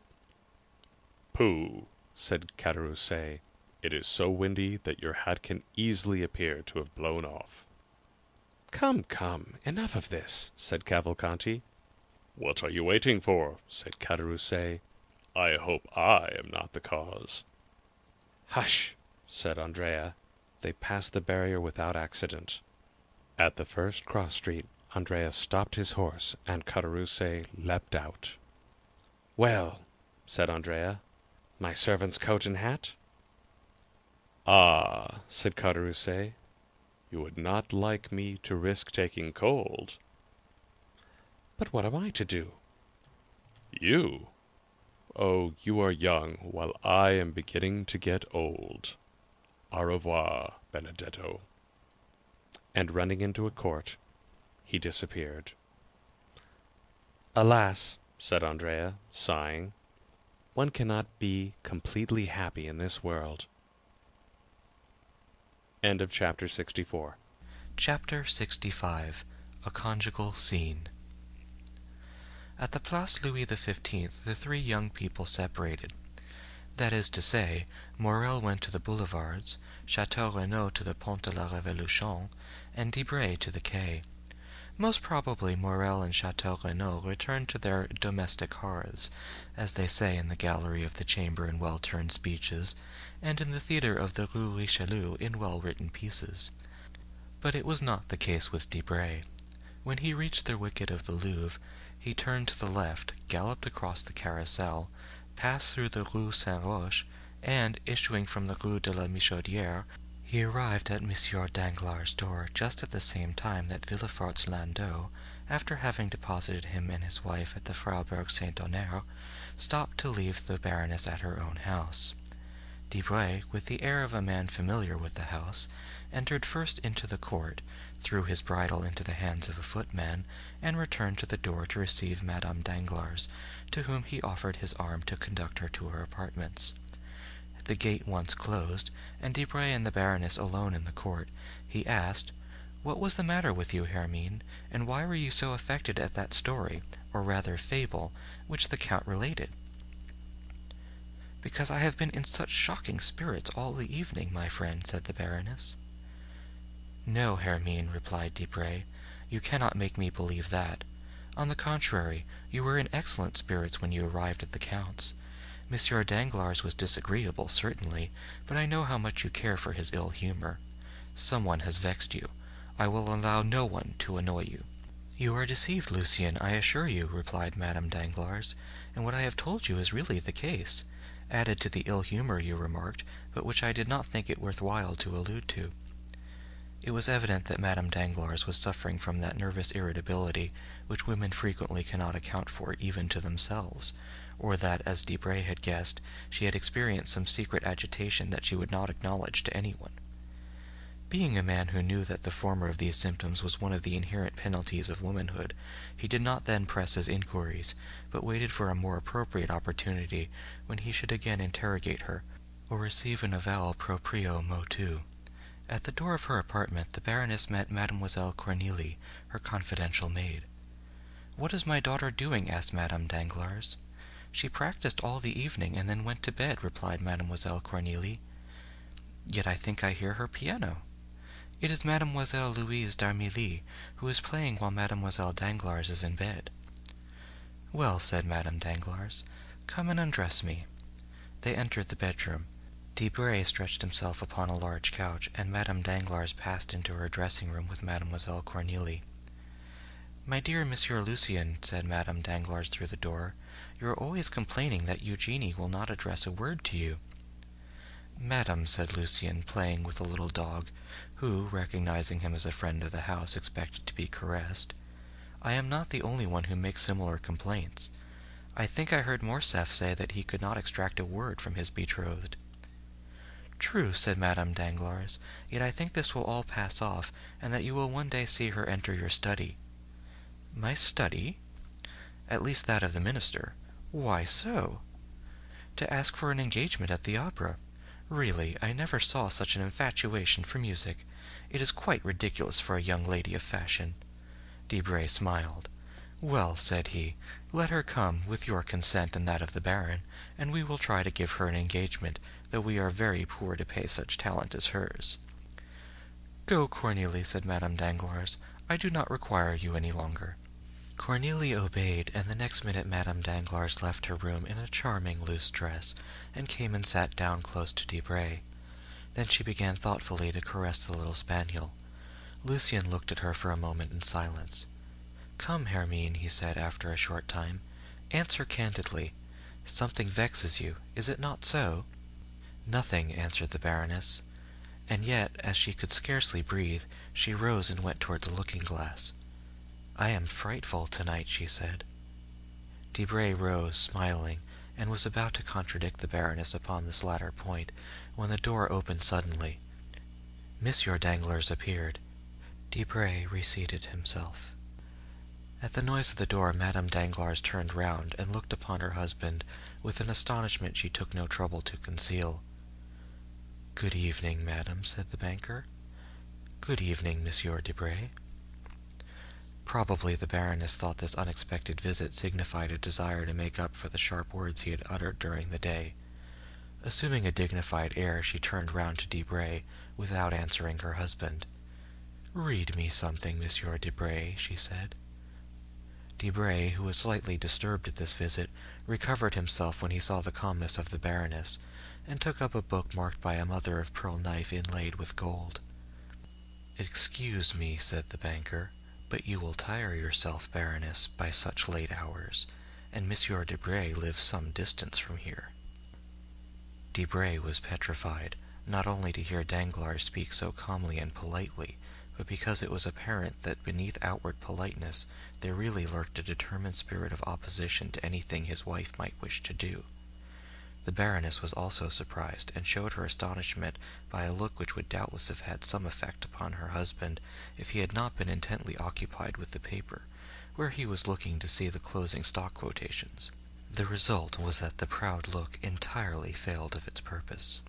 "Monsieur Lucien," said the Baroness, "I assure you I have no desire to sleep, and that I have 1,000 things to tell you this evening, which you must listen to, even though you slept while hearing me." "I am at your service, madame," replied Lucien coldly. "My dear Monsieur Debray," said the banker, "do not kill yourself tonight listening to the follies of Madame Danglars, for you can hear them as well tomorrow. But I claim tonight, and will devote it, if you will allow me, to talk over some serious matters with my wife." This time the blow was so well aimed, and hit so directly, that Lucien and the Baroness were staggered, and they interrogated each other with their eyes, as if to seek help against this aggression. But the irresistible will of the master of the house prevailed, and the husband was victorious. "Do not think I wish to turn you out, my dear Debray," continued Danglars. "Oh, no, not at all. An unexpected occurrence forces me to ask my wife to have a little conversation with me. It is so rarely I make such a request, I am sure you cannot grudge it to me." Debray muttered something, bowed, and went out, knocking himself against the edge of the door like Nathan and Athalie. "It is extraordinary," he said, when the door was closed behind him, "how easily these husbands whom we ridicule gain an advantage over us." Lucien having left, Danglars took his place on the sofa, closed the open book, and placing himself in a dreadfully dictatorial attitude, he began playing with the dog. But the animal, not liking him as well as Debray, and attempting to bite him, Danglars seized him by the skin of his neck and threw him upon the couch on the other side of the room. The animal uttered a cry during the transit, but, arrived at its destination, it crouched behind the cushions, and, stupefied at such unusual treatment, remained silent and motionless. "Do you know, sir," asked the Baroness, "that you are improving? Generally you are only rude, but tonight you are brutal." "It is because I am in worse humor than usual," replied Danglars. Hermine looked at the banker with supreme disdain.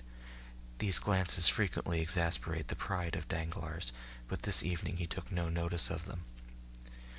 "And what have I to do with your ill humor?" said the Baroness, irritated at the impassibility of her husband. "Do these things concern me? Keep your ill humor at home in your money boxes, or, since you have clerks whom you pay, vent it upon them." "Not so," replied Danglars. "Your advice is wrong, so I shall not follow it. My money boxes are my Pactolus, as I think Monsieur de Moustier says, and I will not retard its course, or disturb its calm. My clerks are honest men, who earn my fortune, whom I pay much below their deserts, if I may value them according to what they bring in. Therefore I shall not get into a passion with them. Those with whom I will be in a passion are those who eat my dinners, mount my horses, and exhaust my fortune." "And pray, who are the persons who exhaust your fortune? Explain yourself more clearly, I beg, sir." "Oh, make yourself easy. I am not speaking in riddles, and you will soon know what I mean. The people who exhaust my fortune are those who draw out 700,000 francs in the course of an hour." "I do not understand you, sir," said the Baroness, trying to disguise the agitation of her voice and the flush of her face. "You understand me perfectly, on the contrary," said Danglars. "But, if you will persist, I will tell you that I have just lost 700,000 francs upon the Spanish loan." "And pray," asked the Baroness, "am I responsible for this loss?" "Why not?" "Is it my fault that you have lost 700,000 francs?" "Certainly it is not mine." "Once for all, sir," replied the Baroness sharply, "I tell you I will not hear cash named. It is a style of language I never heard in the house of my parents, or in that of my first husband." "Oh, I can believe that, for neither of them was worth a penny." "The better reason for my not being conversant with the slang of the bank, which is here dinning in my ears from morning to night. That noise of jingling crowns, which are constantly being counted and recounted, is odious to me. I know only one thing I dislike more, which is the sound of your voice." "Really," said Danglars. "Well, this surprises me, for I thought you took the liveliest interest in all my affairs." "I? What could put such an idea into your head?" "Yourself." "Ah, what next?" "Most assuredly." "I should like to know upon what occasion." "Oh, mon Dieu, that is very easily done. Last February you were the first who told me of the Haytian funds. You had dreamed that a ship had entered the harbor at Havre, that this ship brought news that a payment we had looked upon as lost was going to be made. I know how clear-sighted your dreams are. I therefore purchased immediately as many shares as I could of the Haytian debt, and I gained 400,000 francs by it, of which 100,000 have been honestly paid to you. You spent it as you pleased. That was your business. In March there was a question about a grant to a railway. 3 companies presented themselves, each offering equal securities. You told me that your instinct, and although you pretend to know nothing about speculations, I think on the contrary that your comprehension is very clear upon certain affairs. Well, you told me that your instinct led you to believe that the grant would be given to the company called the Southern. I bought 2/3 of the shares of the company. As you had foreseen, the shares trebled in value, and I picked up 1,000,000, from which 250,000 francs were paid to you for pin money.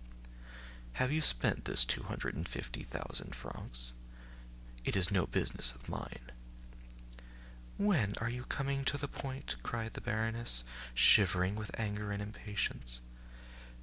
"Patience, madam, I am coming to it." "That's fortunate." "In April you went to dine at the minister's. You heard a private conversation respecting Spanish affairs, on the expulsion of Don Carlos. I bought some Spanish shares. The expulsion took place, and I pocketed 600,000 francs the day Charles V repassed the Bidosa. Of those 600,000 francs, you took 50,000 crowns. They were yours. You disposed of them according to your fancy, and I asked no questions. But it is not the less true that you have this year received 500,000 livres. Well, sir, and what then? Ah, yes, it was just after this that you spoiled everything. Really, your manner of speaking. It expresses my meaning, and that is all I want.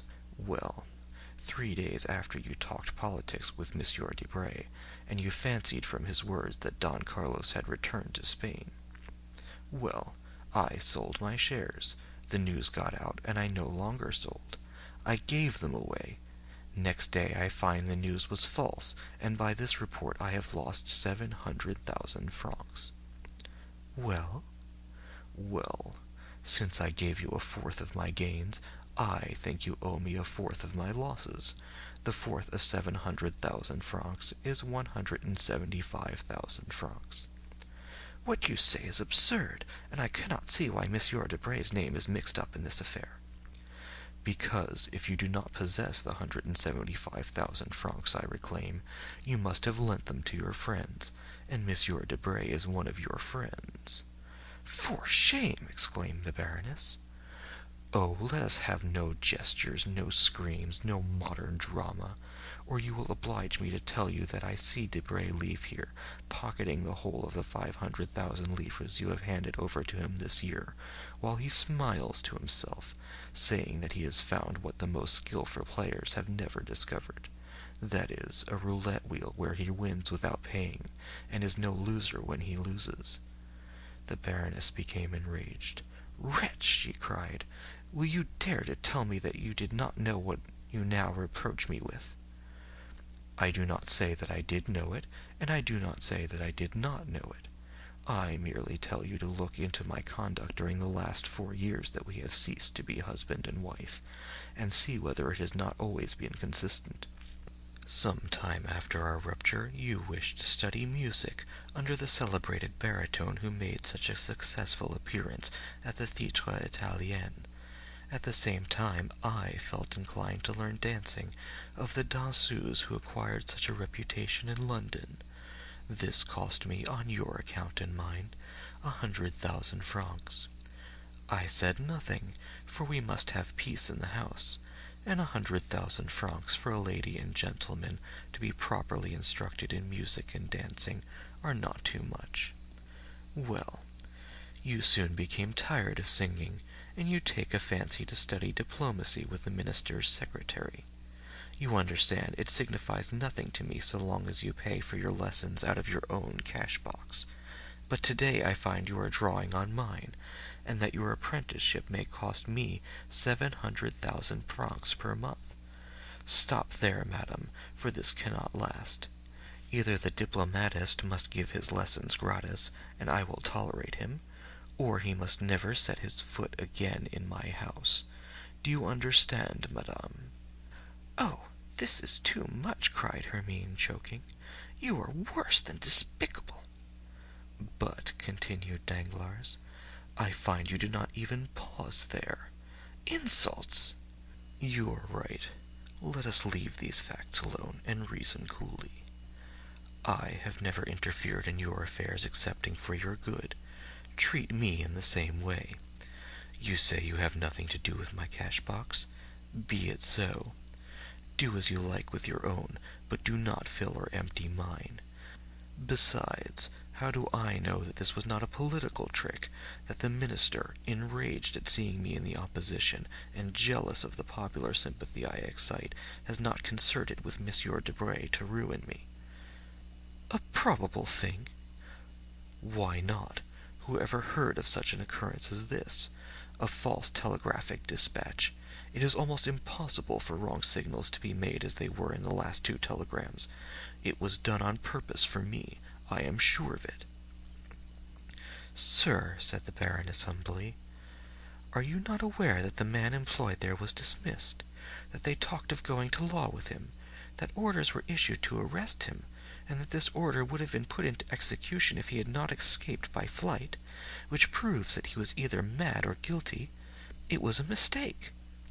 Yes, which made fools laugh, which caused the minister to have a sleepless night, which has caused the minister's secretaries to blacken several sheets of paper, but which has cost me 700,000 francs. But, sir, Hermine said suddenly, if all this is, as you say, caused by Monsieur Debray, why, instead of going direct to him, do you come to me and tell me of it? Why, to accuse the man, do you address the woman? Do I know Monsieur Debray? Do I wish to know him? Do I wish to know that he gives advice? Do I wish to follow it? Do I speculate? No, you do all this, not I. Still, it seems to me that as you profit by it... Danglars shrugged his shoulders. Foolish creature, he exclaimed. Women fancy they have talent because they have managed 2 or 3 intrigues without being the talk of Paris. But know that if you had even hidden your irregularities from your husband, who has but the commencement of the art, for generally husbands will not see, you would then have been but a faint imitation of most of your friends among the women of the world. But it has not been so with me. I see, and have always seen, during the last 16 years. You may perhaps have hidden a thought, but not a step, not an action, not a fault has escaped me, while you flattered yourself upon your address, and firmly believed you had deceived me. What has been the result? That, thanks to my pretended ignorance, there is none of your friends, from Monsieur de Villefort to Monsieur Debray, who has not trembled before me. There is not one who has not treated me as master of the house, the only title I desire with respect to you. There is not one, in fact, who would have dared to speak of me as I have spoken of them this day.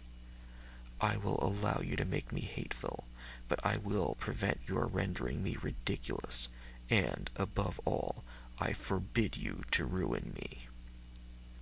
The Baroness had been tolerably composed until the name of Villefort had been pronounced, but then she became pale, and, rising as if touched by a spring, she stretched out her hands as though conjuring an apparition.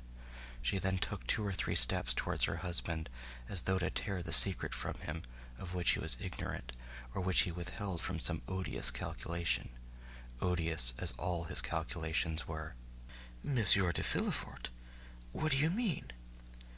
I mean that Monsieur de Nargent, your first husband, being neither a philosopher nor a banker, or perhaps being both, and seeing there was nothing to be got out of a king's attorney, died of grief or anger at finding, after an absence of 9 months, that you had been anciette 6. I am brutal. I not only allow it, but boast of it. It is one of the reasons of my success in the commercial business. Why did he kill himself instead of you? Because he had no cash to save. My life belongs to my cash. Monsieur Debray has made me lose 700,000 francs. Let him bear his share of the loss, and we will go on as before. If not, Let him become bankrupt for the 250,000 livres, and do as all bankrupts do, disappear. He is a charming fellow, I allow, when his news is correct. But when it is not, there are 50 others in the world who would do better than he." Madame Danglars was rooted to the spot. She made a violent effort to reply to this last attack, but she fell upon a chair thinking of Villefort, of the dinner scene, of the strange series of misfortunes which had taken place in her house during the last few days, and changed the usual calm of her establishment to a scene of scandalous debate. Danglars did not even look at her, though she did her best to faint. He shut the bedroom door after him, without adding another word, and returned to his apartments. And when Madame Danglars recovered from her half-fainting condition, she could almost believe that she had had a disagreeable dream. End of chapter 65. Chapter 66. Matrimonial Projects. The day following this scene, at the hour the banker usually chose to pay a visit to Madame Danglars on his way to his office, his coupé did not appear. At this time, that is, about 12:30, Madame Danglars ordered her carriage and went out. Danglars, hidden behind a curtain, watched the departure he had been waiting for. He gave orders that he should be informed as soon as Madame Danglars appeared. But at 2 o'clock she had not returned. He then called for his horses, drove to the chamber, and inscribed his name to speak against the budget. From 12 to 2 o'clock, Danglars had remained in his study, unsealing his dispatches, and becoming more and more sad every minute, heaping figure upon figure, and receiving, among other visits, one from Mayor Cavalcanti, who, as stiff and exact as ever, presented himself precisely at the hour named the night before to terminate his business with the banker. On leaving the chamber, Danglars, who had shown violent marks of agitation during the sitting, and been more bitter than ever against the ministry, re-entered his carriage, and told the coachman to drive to the Avenue des Champs-Élysées, number 30. Monte Cristo was at home, only he was engaged with someone, and begged Danglars to wait for a moment in the drawing-room. While the banker was waiting in the ante-room, the door opened, and a man dressed as an abbé, and doubtless more familiar with the house than he was, came in, and instead of waiting, merely bowed, passed on to the further apartments, and disappeared. A minute after, the door by which the priest had entered reopened, and Monte Cristo appeared. "Pardon me," he said, "my dear Baron, but one of my friends, the Abbé Busoni, whom you perhaps saw pass by, has just arrived in Paris. Not having seen him for a long time, I could not make up my mind to leave him sooner, so I hope this will be sufficient reason for my having made you wait." "Nay," said Danglars, "it is my fault. I have chosen my visit at a wrong time, and I will retire." "Not at all. On the contrary, be seated. But what is the matter with you? You look careworn. Really, you alarm me. Melancholy is a capitalist, like the appearance of a comet, presages some misfortune to the world." "I have been in ill luck for several days," said Danglars, "and I have heard nothing but bad news." "Ah, indeed?" said Monte Cristo. "Have you had another fall at the Bourse?" "No, I'm safe for a few days at least. I'm only annoyed about a bankrupt of Trieste." "Really? Does it happen to be Jacopo Manfredi?" "Exactly so. Imagine a man who has transacted business with me for I don't know how long, to the amount of 800,000 or 900,000 francs during the year, never a mistake or delay. A fellow who paid like a prince. Well, I was a million in advance with him, and now my fine Jacopo Manfredi suspends payment." "Really?" "It is an unheard of fatality. I draw upon him for 600,000 francs. My bills are returned and paid. I hold bills of exchange signed by him to the value of 400,000 francs, payable at his correspondent's in Paris at the end of this month. Today is the 30th. I present them, but my correspondent has disappeared. This, with my Spanish affairs, made a pretty end to the month." Then you really lost by that affair in Spain? Yes, only 700,000 francs out of my cash box, nothing more. Why, how could you make such a mistake, such an old stagger? Oh, it's all my wife's fault. She dreamed Don Carlos had returned to Spain. She believes in dreams. It is magnetism, she says. And when she dreams a thing, it is true to happen, she assures me. On this conviction, I allow her to speculate. She have in her bank and her stockbrokers. She speculated and lost. It is true she speculates with her own money, not mine. Nevertheless, you can understand that when 700,000 francs leave the wife's pocket, the husband always finds it out. But do you mean to say you have not heard of this? Why, the thing has made a tremendous noise. Yes, I heard it spoken of, but I did not know the details. And then, no one can be more ignorant than I am of the affairs in the Bourse. Then you do not speculate? I? How could I speculate when I already have so much trouble in regulating my income? I should be obliged, besides my steward, to keep a clerk and a boy. But touching these Spanish affairs, I think that the Baroness did not dream the whole of the Don Carlos matter. The papers said something about it, did they not? Then you believe the papers? Aye, not the least in the world. Only I fancied that the honest messenger was an exception to the rule, and that it only announced telegraphic dispatches. Well, that's what puzzles me, replied Danglars. The news of the return of Don Carlo was brought by telegraph. So that, said Monte Cristo, you have lost nearly 1,700,000 francs this month. Not nearly, indeed. That is exactly my loss. Diable, said Monte Cristo compassionately. It is a hard blow for a third-rate fortune. Third-rate, said Danglars, rather humble. What do you mean by that? Certainly, continued Monte Cristo, I make 3 assortments of fortune: first-rate, second-rate, and third-rate fortunes. I call those first-rate which are composed of treasures one possesses under one's hand, such as mines, lands, and funded property, in such states as France, Austria, and England, provided these treasures and property form a total of about 100 millions. I call those second-rate fortunes that are gained by manufacturing enterprises, joint stock companies, viceroyalties, and principalities, not drawing more than 1,500,000 francs, the whole forming a capital of about 50 millions. Finally, I call those third-rate fortunes which are composed of a fluctuating capital, dependent upon the will of others, or upon changes which a bankruptcy involves, or a false telegram shakes, such as banks, speculations of the day. In fact, all operations under the influence of greater or less mischances, the whole bringing in a real or fictitious capital of about 15 millions. I think this is about your position, is it not? Confound it, yes, replied Danglars. The result, then, of 6 more such months as this would be to reduce the third-rate house to despair. Oh, said Danglars, becoming very pale, how you are right running on. Let us imagine 7 such months, continued Monte Cristo in the same tone. Tell me, have you ever thought that 7 times 1,700,000 francs make nearly 12 millions? No, you have not.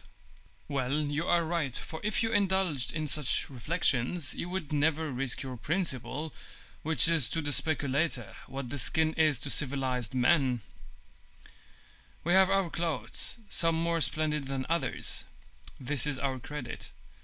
But when a man dies, he has only his skin. In the same way, on retiring from business, you have nothing but your real principal, of about 5 or 6 millions at the most, for third-rate fortunes are never more than a fourth of what they appear to be, like the locomotive of a railway, the size of which is magnified by the smoke and steam surrounding it. Well, out of the 5 or 6 millions which form your real capital, you have just lost nearly 2 millions. which must, of course, in the same degree diminish your credit and fictitious fortune. To follow out my simile, your skin has been opened by bleeding, and this, if repeated 3 or 4 times, will cause death. So pay attention to it, my dear Monsieur Danglars. Do you want money? Do you wish me to lend you some?" "What a bad calculator you are!" exclaimed Danglars, calling to his assistance all his philosophy and dissimulation. "I have made money at the same time by speculations which have succeeded. I have made up the loss of blood by nutrition. I lost a battle in Spain. I have been defeated in Trieste. But my naval army in India will have taken some galleons, and my Mexican pioneers will have discovered some mine." "Very good, very good. But the wound remains, and will reopen at the first loss." "No, for I am only embarked in certainties," replied Danglars, with the air of a mountebank sounding his own praises. "To involve me, 3 governments must crumble to dust." "Well, such things have been. That there should be a famine. Recollect the 7 fat and the 7 lean kine.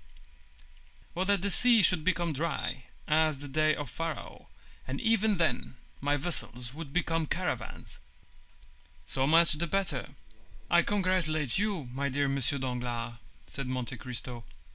"I see I was deceived, and that you belong to the class of second-rate fortunes." "I think I may aspire to that honor," said Danglars with a smile, which reminded Monte Cristo of the sickly moons which bad artists are so fond of daubing into their pictures of ruins. "But while we are speaking of business," Danglars added, pleased to find an opportunity of changing the subject, "tell me, what am I to do for Monsieur Cavalcanti?" "Give him money if he is recommended to you, and the recommendation seems good." "Excellent. He presented himself this morning with a bond of 40,000 francs, payable at sight on you, signed by Busoni, and returned by you to me, with your endorsement. Of course, I immediately counted him over the 40 banknotes." Monte Cristo nodded his head in token of assent. "But that is not all," continued Danglars. "He has opened an account with my house for his son. May I ask how much he allows the young man?" 5,000 francs per month. 60,000 francs per year. I thought I was right in believing that Cavalcanti to be a stingy fellow. How can a young man live upon 5,000 francs a month? But you understand that if the young man should want a few thousands more, do not advance it. The father will never repay it. You do not know these ultramontane millionaires. They are regular misers. And by whom were they recommended to you? Oh, by the house of Fenzi, one of the best in Florence. I do not mean to say you will lose, but nevertheless, mind you hold to the terms of the agreement. Would you not trust the Cavalcanti? I would advance 6 millions on his signature. I was only speaking in reference to the second-rate fortunes we were mentioning just now. And with all this, how unassuming he is! I should never have taken him for anything more than a mere mayor. And you would have flattered him, for certainly, as you say, he has no manner. The first time I saw him, he appeared to me like an old lieutenant who had grown mildly under his epaulettes. But all the Italians are the same. They are like all Jews when they are not glittering in oriental splendor. "The young man is better," said Danglars. "Yes, a little nervous, perhaps, but upon the whole he appeared tolerable. I was uneasy about him." "Why?" "Because you met him at my house, just after his introduction into the world, as they told me. He has been travelling with a very severe tutor, and had never been to Paris before." "Ah, I believe noblemen marry amongst themselves." "Do they not?" asked Danglars carelessly. "They like to unite their fortunes." "It is usual, certainly. But Cavalcanti is an original who does nothing like other people. I cannot help thinking that he had brought his son to France to choose a wife." "Do you think so?" "I'm sure of it." And you have heard his fortune mentioned? Nothing else was talked of. Only some said he was worth millions, and others that he did not possess a farthing. And what is your opinion? I ought not to influence you, because it is only my own personal impression. Well, and it is that? My opinion is that all these old podestas, these ancient condottieri, for the Cavalcanti have commanded armies and governed provinces. My opinion, I say, is that they have buried their millions in corners, the secret of which they have transmitted only to their eldest sons, who have done the same from generation to generation, and the proof of this is seen in their yellow and dry appearance, like the florins of the Republic, which from being constantly gazed upon, have become reflected in them. Certainly, said Danglars, and this is further supported by the fact of their not possessing an inch of land. Very little at least. I know of none which Cavalcanti possesses, except in his palace in Lucca. Ah, he has a palace, said Danglars, laughing. Come, that is something. Yes, and more than that, he lets it to the Minister of Finance, while he lives in a simple house. Oh, as I told you before, I think the old fellow is very close. Come, you do not flatter him. I scarcely know him. I think I have seen him 3 times in my life. All I know relating to him is through Busoni and himself. He was telling me this morning that, tired of letting his property lie dormant in Italy, which is a dead nation, he wished to find a method, either in France or England, of multiplying his millions. But remember that though I place great confidence in Busoni, I am not responsible for this. Never mind. Accept my thanks for the client you have sent me. It is a fine name to inscribe on my ledgers, and my cashier was quite proud of it when I explained to him who the Cavalcanti were. By the way, this is merely a simple question.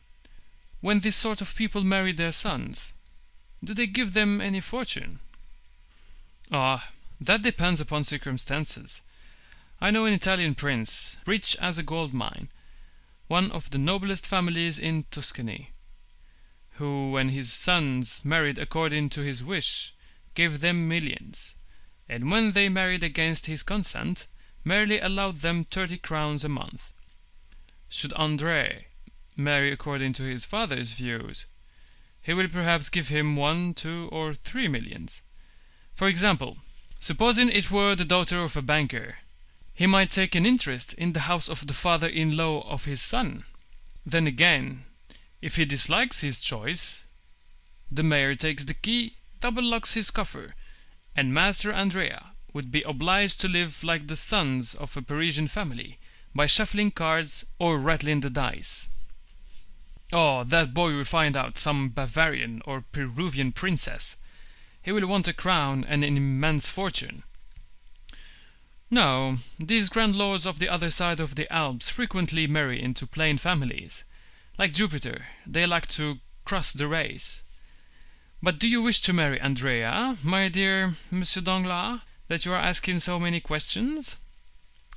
Ma foi, said Danglars, it would not be a bad speculation, I fancy, and you know I'm a speculator. You are not thinking of Mademoiselle Danglars, I hope. You would not like poor Andrea to have his throat cut by Albert. Albert? Repeated Danglars, shrugging his shoulders. Ah, well, he would care very little about it, I think. But he is betrothed to your daughter, I believe? Well, Monsieur de Morcerf and I have talked about this marriage, but Madame de Morcerf and Albert... You do not mean to say that it would not be a good match?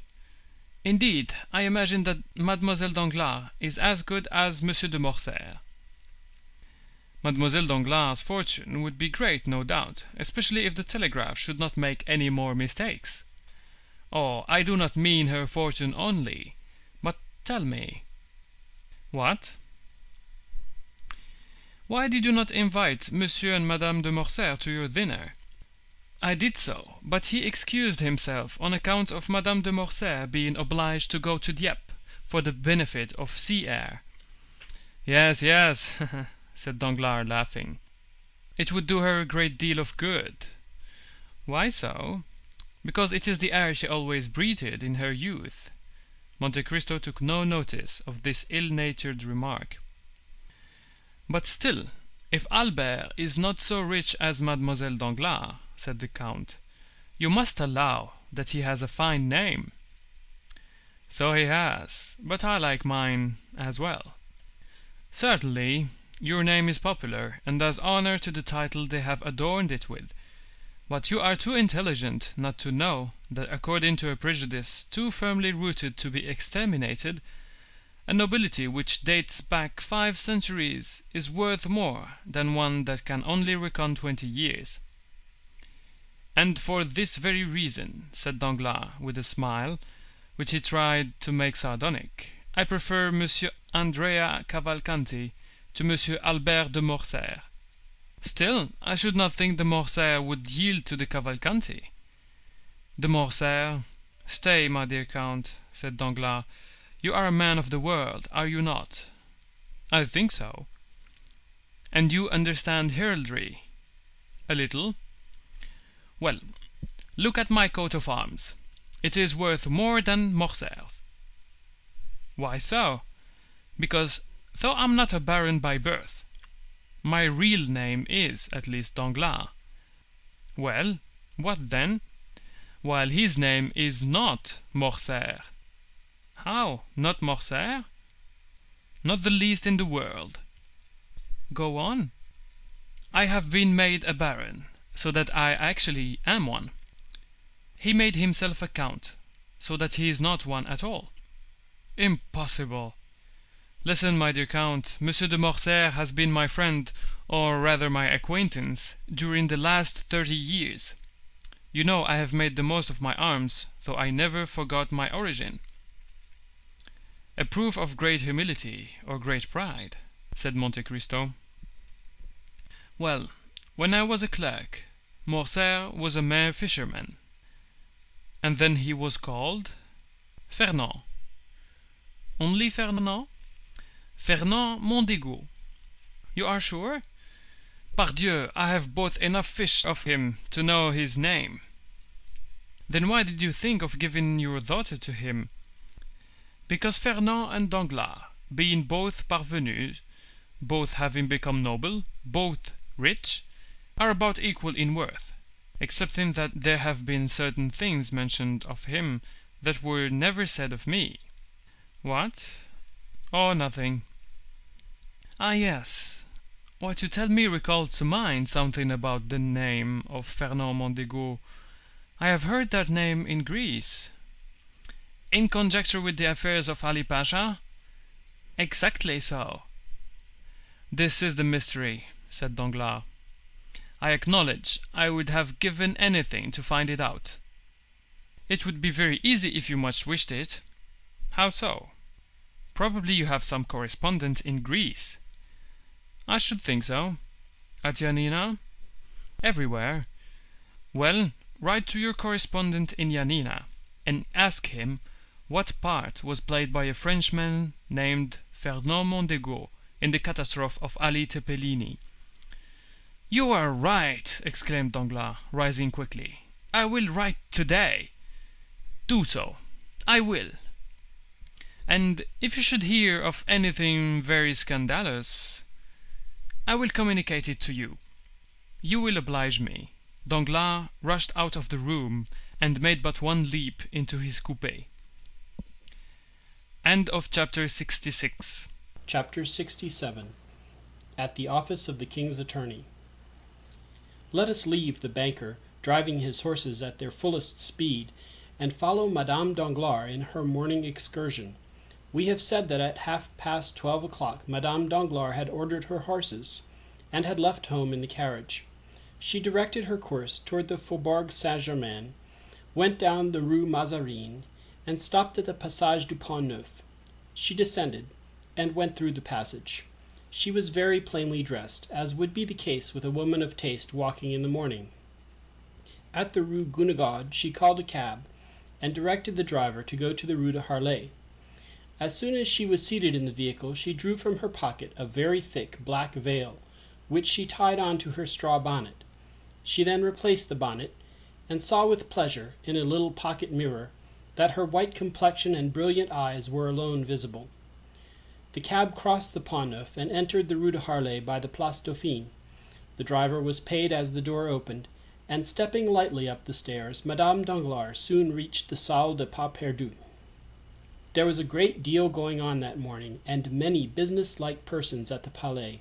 Business-like persons paid very little attention to women, and Madame Danglars crossed the hall without exciting any more attention than any other woman calling upon her lawyer.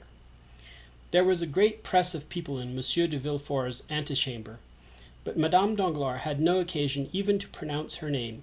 The instant she appeared, the doorkeeper rose, came to her, and asked her whether she was not the person with whom the procureur had made an appointment, and on her affirmative answer being given, he conducted her by a private passage to Monsieur de Villefort's office. The magistrate was seated in an armchair, writing, with his back towards the door. He did not move as he heard it open, and the doorkeeper pronounced the words, "Walk in, madame," and then reclose it. But no sooner had the man's footsteps ceased than he started up, drew the bolts, closed the curtains, and examined every corner of the room. Then, when he had assured himself that he could neither be seen nor heard, and was consequently relieved of doubts, he said, "Thanks, madame, thanks for your punctuality." And he offered a chair to Madame Danglars, which she accepted, for her heart beat so violently that she felt nearly suffocated. "It is a long time, madame," said the procureur, describing a half circle with his chair so as to place himself exactly opposite to Madame Danglars. "It is a long time since I had the pleasure of speaking alone with you, and I regret that we have only now met to enter upon a painful conversation." "Nevertheless, sir, you see I have answered your first appeal, although certainly the conversation must be much more painful for me than for you." Villefort smiled bitterly.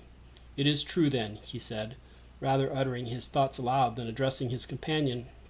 "It is true, then, that all our actions leave their traces, some sad, some bright, on our paths. It is true that every step in our lives is like the course of an insect on the sands. It leaves its track. Alas, to many the path is traced by tears." "Sir," said Madame Danglars, "you can feel for my emotion, can you not? Spare me then, I beseech you. When I look at this room, whence so many guilty creatures have departed, trembling and ashamed, when I look at that chair before which I now sit trembling and ashamed, oh, it requires all my reason to convince me that I am not a very guilty woman and you a menacing judge." Villefort dropped his head and sighed. "And I," he said, "I feel that my place is not in the judge's seat, but on the prisoner's stool." "You?" said Madame Danglars. "Yes, I." "I think, sir, you exaggerate your situation," said Madame Danglars, whose beautiful eyes sparkled for a moment. "The paths of which you were just speaking have been traced by all young men of ardent imaginations. Besides the pleasure, there is always remorse from the indulgence of our passions, and after all, what have you men to fear from all this? The world excuses and notoriety ennobles you." "Madame," replied Villefort, "you know that I am no hypocrite, or at least that I never deceive without a reason. If my brow be severe, it is because many misfortunes have clouded it. If my heart be petrified, it is that it might sustain the blows it has received. I was not so in my youth. I was not so on the night of the betrothal, when we were all seated around a table in the Rue du Coeur at Marseille. But since then, everything has changed in and about me. I am accustomed to brave difficulties, and in the conflict to crush those who, by their own free will, or by chance, voluntarily or involuntarily, interfere with me in my career. It is generally the case that what we most ardently desire is as ardently withheld from us by those who wish to obtain it, or from whom we attempt to snatch it. Thus, the greater number of a man's errors come before him disguised under the specious form of necessity. Then, after error has been committed in a moment of excitement, of delirium, or of fear, we see that we might have avoided and escaped it. The means we might have used, which we in our blindness could not see, then seem simple and easy, and we say, why did I not do this instead of that? Women, on the contrary, are rarely tormented with remorse, for the decision does not come from you. Your misfortunes are generally imposed upon you, and your faults the results of others' crimes. In any case, sir, you will allow, replied Madame Danglars, that even if the fault were mine alone, I last night received a severe punishment for it. Poor thing, said Villefort, pressing her hand. It was too severe for your strength, for you were twice overwhelmed, and yet— Well? Well, I must tell you. Collect all your courage, for you have not yet heard all. Ah! exclaimed Madame Danglars, alarmed. What is there more to hear? You only look back to the past, and it is, indeed, bad enough. Well, picture to yourself a future more gloomy still, certainly frightful, perhaps sanguinary. The Baroness knew how calm Villefort naturally was, and his present excitement frightened her so much that she opened her mouth to scream, but the sound died in her throat. How has this terrible past been recalled? Cried Villefort. How is it that it has escaped from the depths of the tomb and the recesses of our hearts where it was buried, to visit us now like a phantom, whitening our cheeks and flushing our brows with shame? Alas, said Hermine, doubtless it is chance. Chance, replied Villefort. No, no, madame, there is no such thing as chance. Oh, yes. Has not a fatal chance revealed all this? Was it not by chance the Count of Monte Cristo bought that house? Was it not by chance he caused the earth to be dug up? Is it not by chance that the unfortunate child was disinterred under the trees, that poor innocent offspring of mine which I never even kissed, but for whom I wept many, many tears? Ah, my heart clung to the Count when he mentioned the dear spoil found beneath the flowers. Well, no, madame. This is the terrible news I have to tell you, said Villefort in a hollow voice. No, nothing was found beneath the flowers. There was no child disinterred. No. You must not weep. No, you must not groan. You must tremble. What can you mean? Asked Madame Danglars, shuddering. I mean that Monsieur de Monte Cristo, digging underneath these trees, found neither skeleton nor chest, because neither of them was there. Neither of them there? Repeated Madame Danglars, her staring, wide-open eyes expressing her alarm. Neither of them there, she said again, as though striving to impress herself with the meaning of the words which escaped her. No, said Villefort, burying his face in his hands. No, 100 times no. Then you did not bury the poor child there, sir? Why did you deceive me? Where did you place it? Tell me, where? There. But listen to me, listen, and you will pity me who has for 20 years alone borne the heavy burden of grief I am about to reveal, without casting the least portion upon you. Oh, you frighten me, but speak, I will listen. You recollect that sad night, when you were half expiring on that bed in the red damask room, while I, scarcely less agitated than you, awaited your delivery. The child was born, was given to me, motionless, breathless, voiceless. We thought it dead. Madame Danglars moved rapidly, as though she would spring from her chair, but Villefort stopped and clasped his hands as if to implore her attention. We thought it dead, he repeated. I placed it in the chest, which was to take the place of a coffin. I descended to the garden, I dug a hole, and then flung it down in haste. Scarcely had I covered it with earth, when the arm of the Corsican was stretched towards me. I saw a shadow rise, and at the same time a flash of light. I felt pain. I wished to cry out, but an icy shiver ran through my veins and stifled my voice. I felt lifeless, and fancied myself killed. Never shall I forget your sublime courage when, having returned to consciousness, I dragged myself to the foot of the stairs, and you, almost dying yourself, came to meet me. We were obliged to keep silent upon the dreadful catastrophe. You had the fortitude to regain the house, assisted by your nurse. A duel was the pretext for my wound. Though we scarcely expected it, our secret remained in our own keeping alone. I was taken to Versailles. For 3 months I struggled with death. At last, as I seemed to cling to life, I was ordered to the south. 4 men carried me from Paris to Chalons, walking 6 leagues a day. Madame de Villefort followed the litter in her carriage. At Chalons I was put upon the Saône. Thence I passed on to the Rhône, whence I descended, merely with the current, to Arles. At Arles I was again placed on my litter, and continued my journey to Marseille. My recovery lasted 6 months. I never heard you mentioned, and I did not dare inquire for you. When I returned to Paris, I learned that you, the widow of Monsieur de Nargonne, had married Monsieur Danglars. What was the subject of my thoughts from the time consciousness returned to me? Always the same, always the child's corpse, coming every night in my dreams, rising from the earth, and hovering over the grave with menacing look and gesture. I inquired immediately on my return to Paris. The house had not been inhabited since we left it, but it had just been let for 9 years. I found the tenant. I pretended that I disliked the idea that a house belonging to my wife's father and mother should pass into the hands of strangers. I offered to pay them for cancelling the lease. They demanded 6,000 francs. I would have given 10,000. I would have given 20,000.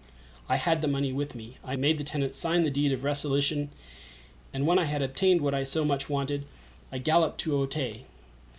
No one had entered the house since I had left it. It was 5 o'clock in the afternoon. I ascended into the red room and waited for night. There all the thoughts which had disturbed me during my year of constant agony came back with double force. The Corsican, who had declared the vendetta against me, who had followed me from Nîmes to Paris, who had hid himself in the garden, who had struck me, had seen me dig the grave, had seen me inter the child. He might become acquainted with your person, nay, he might even then have known it. Would he not one day make you pay for keeping this terrible secret? Would it not be a sweet revenge for him when he found that I had not died from the blow of his dagger? It was therefore necessary, before everything else, and at all risks, that I should cause all traces of the past to disappear, that I should destroy every material vestige. Too much reality would always remain in my recollection. It was for this I had annulled the lease. It was for this I had come. It was for this I was waiting. Night arrived. I allowed it to become quite dark. I was without a light in that room. When the wind shook all the doors, behind which I continually expected to see some spy concealed, I trembled. I seemed everywhere to hear your moans behind me in the bed, and I dared not turn around. My heart beat so violently that I feared my wound would open. At length, one by one, all the noises in the neighborhood ceased. I understood that I had nothing to fear, that I should neither be seen nor heard, so I decided upon descending to the garden. Listen, Hermine. I consider myself as brave as most men, but when I drew from my breast the little key of the staircase, which I had found in my coat, that little key we both used to cherish so much, which you wished to have fastened to a golden ring, when I opened the door and saw the pale moon shedding a long stream of white light on the spiral staircase like a spectre, I leaned against the wall and nearly shrieked. I seemed to be going mad. At last I mastered my agitation. I descended the staircase step by step. The only thing I could not conquer was a strange trembling in my knees. I grasped the railings. If I had relaxed my hold for a moment, I should have fallen. I reached the lower door. Outside this door a spade was placed against the wall. I took it, and advanced towards the thicket. I had provided myself with a dark lantern. In the middle of the lawn I stopped to light it. Then I continued my path. It was the end of November. All the verdure of the garden had disappeared. The trees were nothing more than skeletons with their long bony arms, and the dead leaves sounded on the gravel under my feet. My terror overcame me to such a degree as I approached the thicket that I took a pistol from my pocket and armed myself. I fancied continually that I saw the figure of the Corsican between the branches. I examined the thicket with my dark lantern. It was empty. I looked carefully around. I was indeed alone. No noise disturbed the silence but an owl, whose piercing cry seemed to be calling up the phantoms of the night. I tied my lantern to a forked branch I had noticed a year before, at the precise spot where I had stopped to dig the hole. The grass had grown very thickly there during the summer, and when autumn arrived no one had been there to mow it. Still, one place where the grass was thin attracted my attention. It evidently was there I had turned up the ground. I went to work. The hour then, for which I had been waiting during the last year, had at length arrived. How I worked, how I hoped, how I struck every piece of turf, thinking to find some resistance to my spade. But no, I found nothing, though I had made a hole twice as large as the first. I thought I had been deceived, had mistaken the spot. I turned around, I looked at the trees, I tried to recall the details which had struck me at the time. A cold, sharp wind whistled through the leafless branches, and yet the drops fell from my forehead. I recollected that I was stabbed just as I was trampling the ground to fill up the hole. While doing so, I had leaned against a laburnum. Behind me was an artificial rockery intended to serve as a resting place for persons walking in the garden. In falling, my hand, relaxing its hold of the laburnum, felt the coldness of the stone. On my right I saw the tree, behind me the rock. I stood in the same attitude and threw myself down. I rose, and again began digging and enlarging the hole. Still I found nothing, nothing. The chest was no longer there. "The chest no longer there," murmured Madame Danglars, choking with fear. "Think not I contented myself with this one effort," continued Villefort. "No, I searched the whole thicket. I thought the assassin, having discovered the chest and supposing it to be a treasure, had intended carrying it off, but, perceiving his error, had dug another hole and deposited it there, but I could find nothing. Then the idea struck me that he had not taken these precautions and had simply thrown it in a corner. In the last case I must wait for daylight to renew my search. I remained in the room and waited. Oh, heavens! When daylight dawned, I went down again. My first visit was to the thicket. I hoped to find some traces which had escaped me in the darkness. I had turned up the earth over a surface of more than 20 feet square and a depth of 2 feet.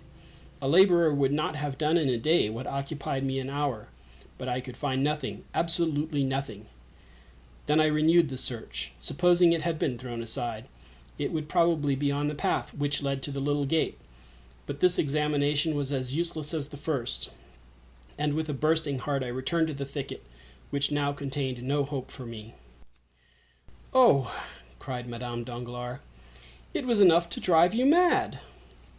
"I hoped for a moment that it might," said Villefort, "but that happiness was denied me. However, recovering my strength and my ideas, 'Why,' said I, 'should that man have carried away the corpse?' "'But you said,' replied Madame Danglars, 'he would require it as a proof.'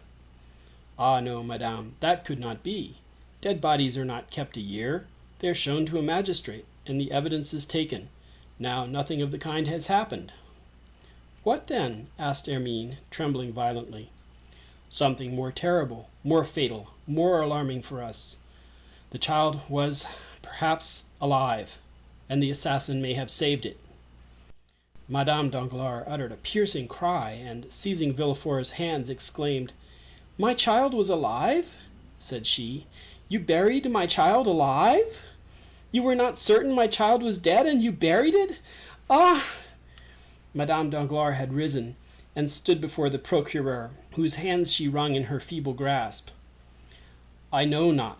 I merely suppose so, as I might suppose anything else," replied Villefort with a look so fixed it indicated that his powerful mind was on the verge of despair and madness. "Ah, my child, my poor child!" cried the Baroness, falling on her chair and stifling her sobs in her handkerchief. Villefort, becoming somewhat reassured, perceived that to avert the maternal storm gathering over his head, he must inspire Madame Danglars with the terror he felt. "You understand, then, that if it were so," said he, rising in his turn and approaching the Baroness to speak to her in a lower tone, "we are lost. This child lives, and someone knows it lives. Someone is in possession of our secret, and since Monte Cristo speaks before us of a child disinterred, when that child could not be found, it is he who is in possession of our secret." "Just God! Avenging God!" murmured Madame Danglars. Villefort's only answer was a stifled groan. "But the child, sir?" repeated the agitated mother. "How I have searched for him," replied Villefort, wringing his hands. "How I have called him in my long sleepless nights! How I have longed for royal wealth, to purchase 1,000,000 of secrets from 1,000,000 of men, and to find mine among them. At last, one day, when for the 100th time I took up my spade, I asked myself again and again what the Corsican could have done with the child. A child encumbers a fugitive. Perhaps, on perceiving it was still alive, he had thrown it into the river." "Impossible!" cried Madame Danglars. "A man may murder another out of revenge, but he would not deliberately drown a child." "Perhaps," continued Villefort, "he had put it in the foundling hospital." "Oh, yes, yes!" cried the Baroness. "My child is there." I ran to the hospital, and learned that the same night, the night of the 20th of September, A child had been brought there, wrapped in part of a fine linen napkin, purposely torn in half. This portion of the napkin was marked with half a baron's crown and the letter H. Truly, truly, said Madame Danglars, all my linen is marked thus. Monsieur de Nargonne was a baronet, and my name is Hermine. Thank God, my child was not then dead. No, it was not dead. And can you tell me so without fearing to make me die of joy? Where is the child? Villefort shrugged his shoulders. Do I know? Said he. And do you believe that if I knew, I would relate to you all its trials and all its adventures, as would a dramatist or a novel writer? Alas, no, I know not. A woman, about 6 months after, came to claim it with the other half of the napkin. This woman gave all the requisite particulars, and it was entrusted to her. But you should have inquired for the woman. You should have traced her. And what do you think I did? I feigned a criminal process and employed all the most acute bloodhounds and skilful agents in search of her. They traced her to Chalons, and there they lost her. They lost her? Yes, forever. Madame Danglars had listened to this recital with a sigh, a tear, or a shriek for every detail. And this is all? Said she. And you stopped there? Oh, no, said Villefort. I never ceased to search and to inquire. However, the last 2 or 3 years I had allowed myself some respite, but now I will begin with more perseverance and fury than ever, since fear urges me, not my conscience. But, replied Madame Danglars, the Count of Monte Cristo can know nothing, or he would not seek out our society as he does. Oh, the wickedness of man is very great, said Villefort, since it surpasses the goodness of God. Did you observe that man's eyes while he was speaking to us? No. But have you ever watched him carefully? Doubtless he is capricious, but that is all. One thing alone struck me. Of all the exquisite things he placed before us, he touched nothing. I might have suspected he was poisoning us. And you see you would have been deceived. Yes, doubtless. But believe me, that man has other projects. For that reason I wish to see you, to speak to you, to warn you against everyone, but especially against him. Tell me, cried Villefort, fixing his eyes more steadfastly on her than he had ever done before, did you ever reveal to anyone our connection? Never, to anyone. You understand me, replied Villefort affectionately. When I say anyone, pardon my urgency, to anyone living, I mean. Yes, yes, I understand very well, ejaculated the Baroness. Never, I swear to you. Were you ever in the habit of writing in the evening what had transpired in the morning? Do you keep a journal? No, my life has been passed in frivolity. I wish to forget it myself. Do you talk in your sleep? I sleep soundly, like a child. Do you not remember? The color mounted to the Baroness's face, and Villefort turned awfully pale. It is true, said he, in so low a tone that he could hardly be heard. Well, said the Baroness. Well, I understand what I now have to do, replied Villefort. In less than 1 week from this time I will ascertain who this Monsieur de Monte Cristo is, whence he comes, where he goes, and why he speaks in our presence of children that have been disinterred in a garden. Villefort pronounced these words with an accent which would have made the Count shudder had he heard him. Then he pressed the hand the Baroness reluctantly gave him, and led her respectfully back to the door. Madame Danglars returned in another cab to the passage, on the other side of which she found her carriage and her coachman sleeping peacefully on the box while waiting for her. End of chapter 67. Chapter 68. A Summer Ball. The same day, during the interview between Madame Danglars and the procureur, a travelling carriage entered the Rue de Helder, passed through the gateway of number 27, and stopped in the yard. In a moment the door was opened, and Madame de Morcerf alighted, leaning on her son's arm. Albert soon left her, ordered his horses, and having arranged his toilette, drove to the Champs-Élysées, to the house of Monte Cristo. The Count received him with his habitual smile. It was a strange thing that no one ever appeared to advance a step in that man's favor. Those who would, as it were, force a passage to his heart, found an impassable barrier. Morcerf, who ran towards him with open arms, was chilled as he drew near, in spite of the friendly smile, and simply held out his hand. Monte Cristo shook it coldly, according to his invariable practice. "Here I am, dear Count." "Welcome home again." "I arrived an hour since." "From Dieppe?" "No, from Tréport." "Indeed." "And I have come at once to see you." "That is extremely kind of you," said Monte Cristo, with a tone of perfect indifference. "And what is the news?" "You should not ask a stranger, a foreigner, for news." "I know it, but in asking for news, I mean, have you done anything for me?" "Had you commissioned me?" said Monte Cristo, feigning uneasiness. "Come, come," said Albert, "do not assume so much indifference. It is said sympathy travels rapidly, and when at Tréport I felt the electric shock, you have either been working for me or thinking of me." "Possibly," said Monte Cristo. "I have indeed thought of you, but the magnetic wire I was guiding acted, indeed, without my knowledge." "Indeed? Pray tell me how it happened." "Willingly. Monsieur Danglars dined with me." "I know it. To avoid meeting him, my mother and I left town." "But he met here Monsieur Andrea Cavalcanti." "Your Italian prince?" "Not so fast. Monsieur Andrea only calls himself count." "Calls himself, do you say?" "Yes, calls himself." "Is he not a count?" "What can I know of him? He calls himself so.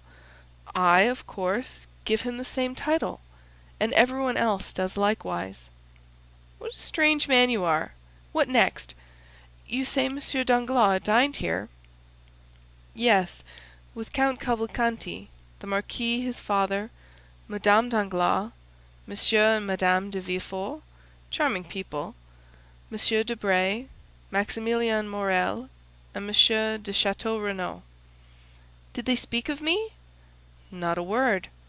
"So much the worse." "Why so? I thought you wished them to forget you."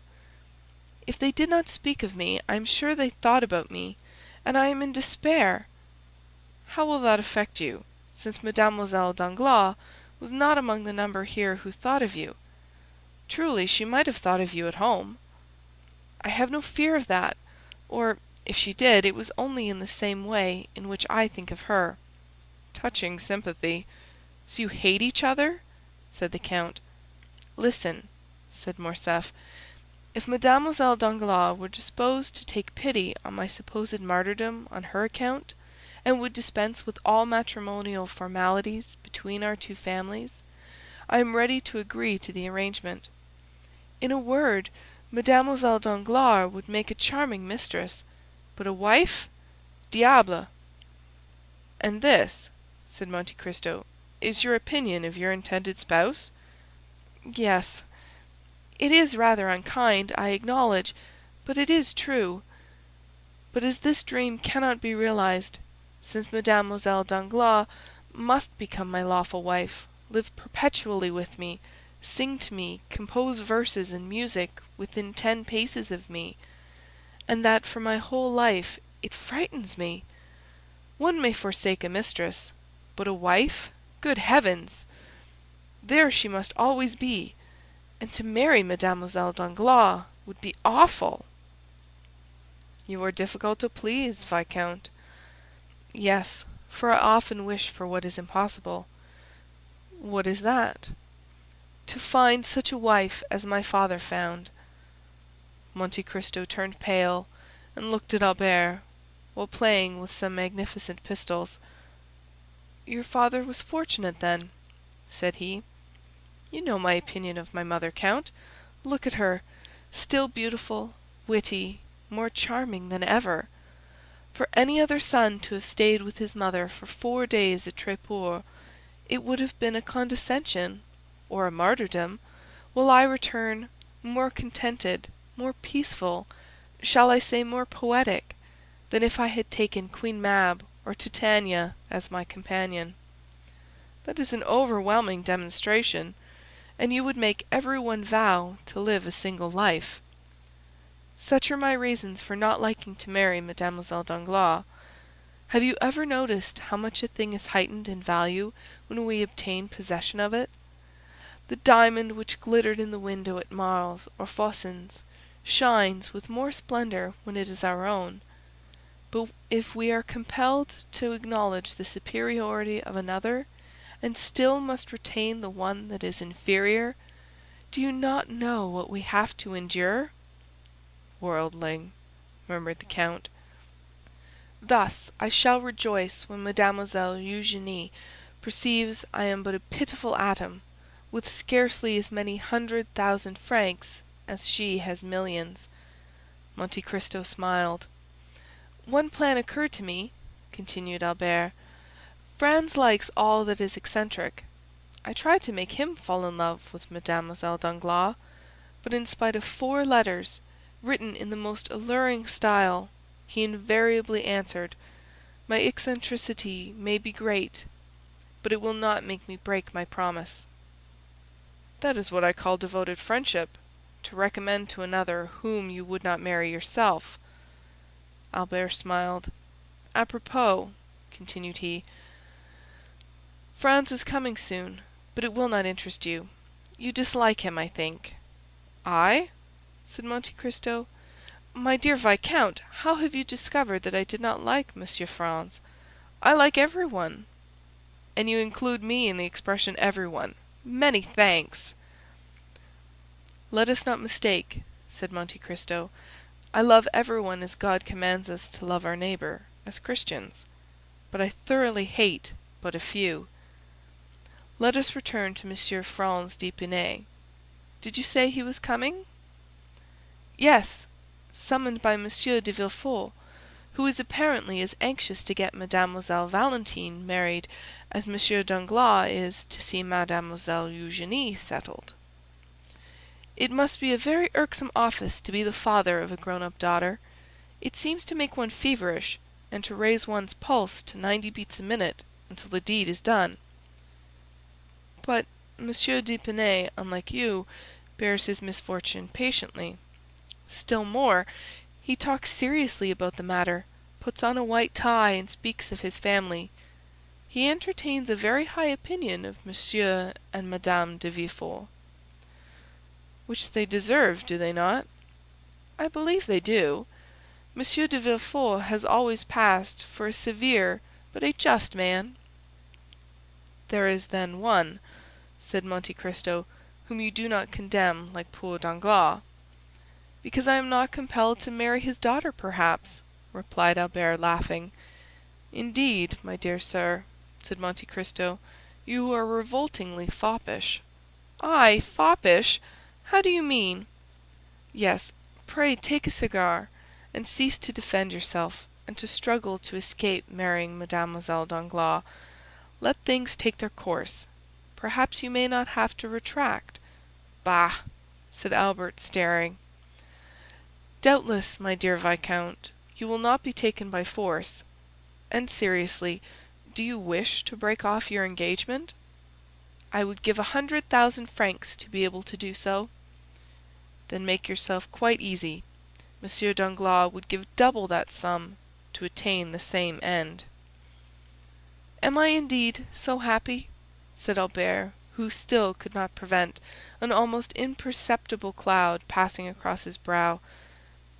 "But, my dear count, has Monsieur Danglars any reason?" "Ah, there is your proud and selfish nature. You would expose the self-love of another with a hatchet, but you shrink if your own is attacked with a needle." "But yet Monsieur Danglars appeared delighted with you, was he not?" "Well, he is a man of bad taste, and is still more enchanted with another. I know not whom. Look and judge for yourself." "Thank you, I understand.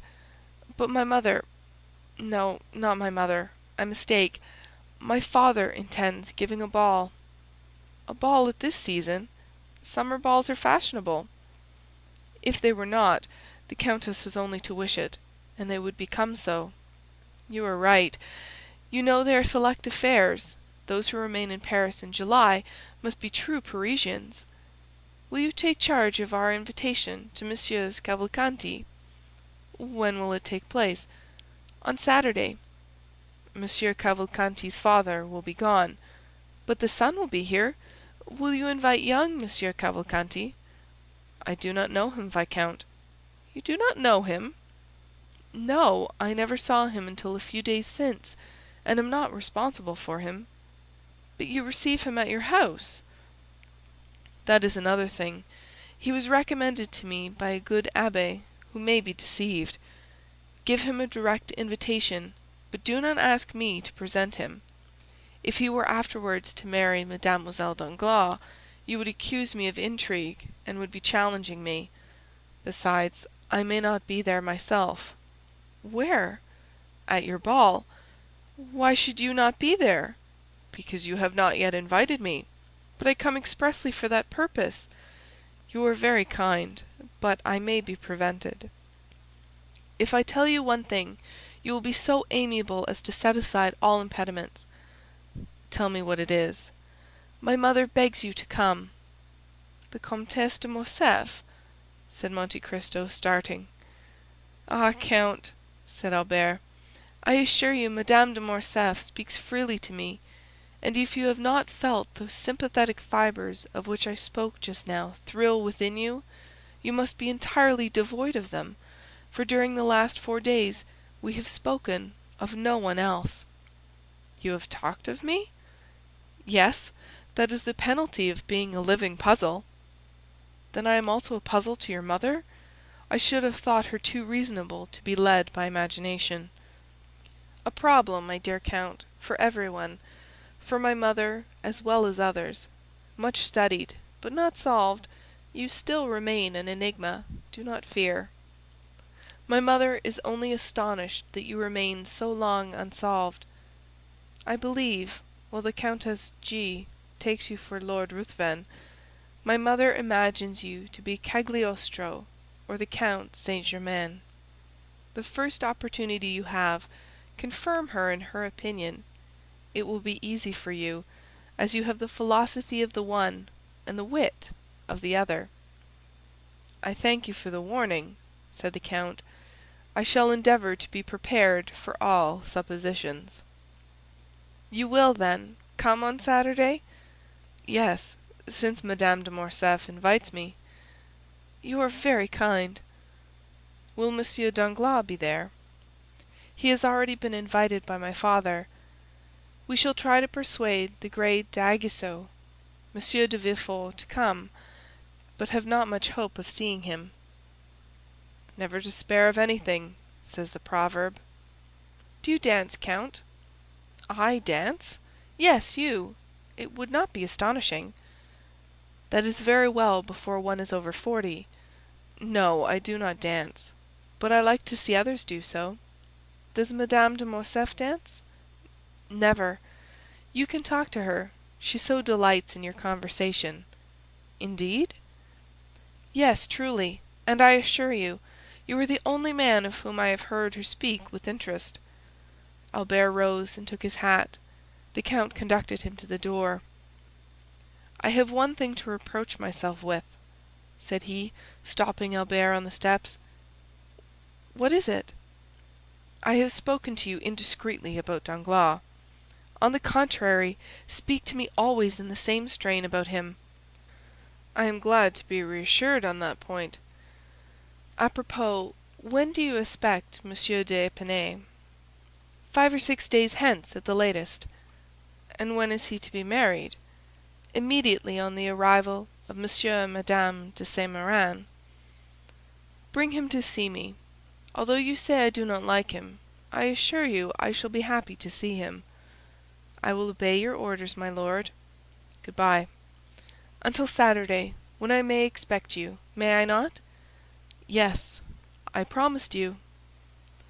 The Count watched Albert, waving his hand to him. When he had mounted his phaeton, Monte Cristo turned, and seeing Bertuccio, "What news?" said he. "She went to the Palais," replied the steward. "Did she stay long there?" "An hour and a half." "Did she return home?" "Directly."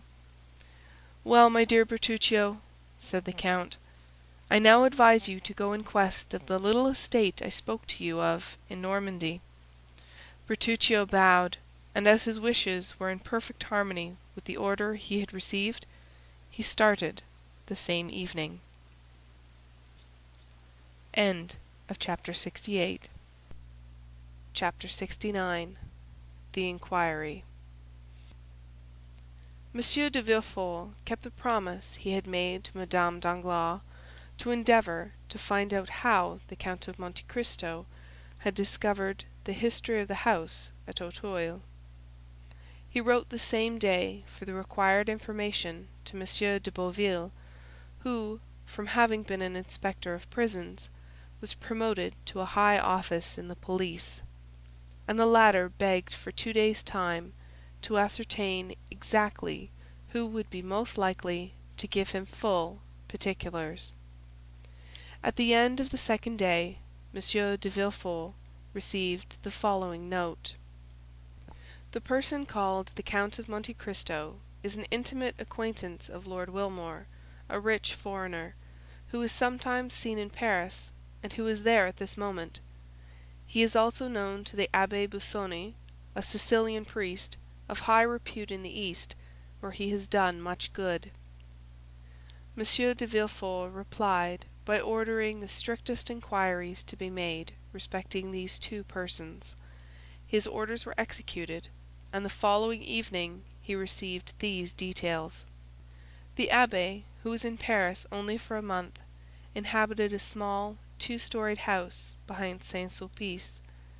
There were 2 rooms on each floor, and he was the only tenant. The 2 lower rooms consisted of a dining room, with a table, chairs, and sideboard of walnut, and a wainscoted parlor, without ornaments, carpet, or timepiece. It was evident that the abbé limited himself to objects of strict necessity. He preferred to use the sitting-room upstairs, which was more library than parlor, and was furnished with theological books and parchments, in which he delighted to bury himself for months at a time, according to his valet de chambre. His valet looked at the visitors through a sort of wicket, and if their faces were unknown to him or displeased him, he replied that the abbé was not in Paris, an answer which satisfied most persons, because the abbé was known to be a great traveler. Besides, whether at home or not, whether in Paris or Cairo, the abbé always left something to give away, which the valet distributed through this wicket in his master's name. The other room near the library was a bedroom.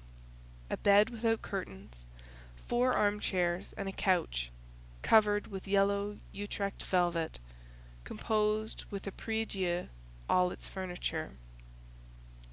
Lord Wilmore resided in Rue Fontaine Saint-Georges. He was one of those English tourists who consume a large fortune in traveling. He hired the apartment in which he lived furnished, passed only a few hours in the day there, and rarely slept there. One of his peculiarities was never to speak a word of French, which he, however, wrote with great facility. The day after this important information had been given to the king's attorney, a man alighted from a carriage at the corner of the Rue Férou, and rapping at an olive-green door, asked if the Abbé Busoni were within. "No, he went out early this morning," replied the valet.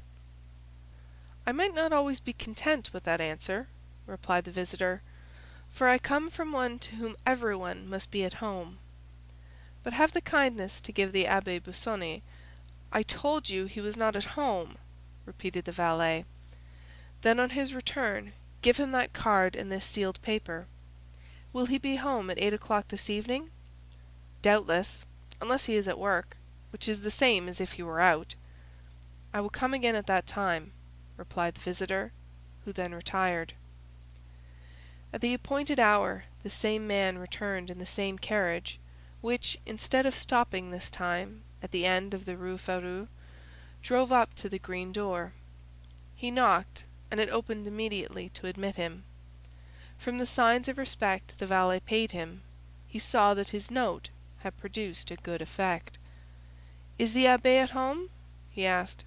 "Yes, he is at work in his library, but he expects you, sir," replied the valet.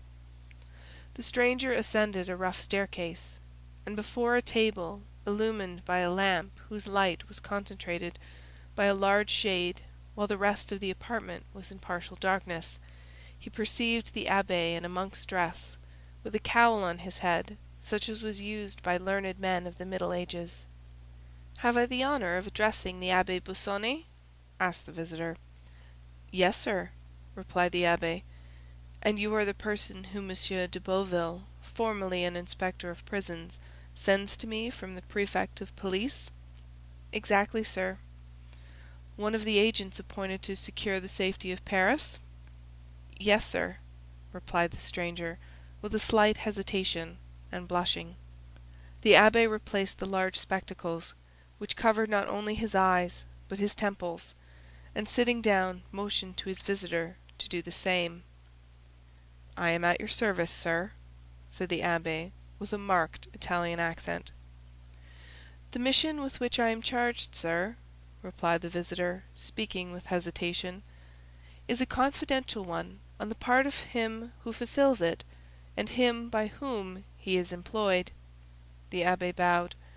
"Your probity," replied the stranger, "is so well known to the prefect that he wishes as a magistrate to ascertain from you some particulars connected with the public safety, to ascertain which I am deputed to see you. It is hoped that no ties of friendship or humane consideration will induce you to conceal the truth." "Provided, sir, the particulars you wish for do not interfere with my scruples or my conscience. I am a priest, sir, and the secrets of confession, for instance, must remain between me and God, and not between me and human justice." "Do not alarm yourself, monsieur. We will duly respect your conscience." At this moment the abbé pressed down his side of the shade, and so raised it on the other, throwing a bright light on the stranger's face, while his own remained obscured. "Excuse me, abbé," said the envoy of the prefect of the police, "but the light tries my eyes very much." The abbé lowered the shade. "Now, sir, I am listening. Go on." "I will come at once to the point. Do you know the Count of Monte Cristo?" "You mean Monsieur Zaccone, I presume." "Zaccone? Is not his name Monte Cristo?" "Monte Cristo is the name of an estate, or rather of a rock, and not a family name." "Well, be it so. Let us not dispute about words.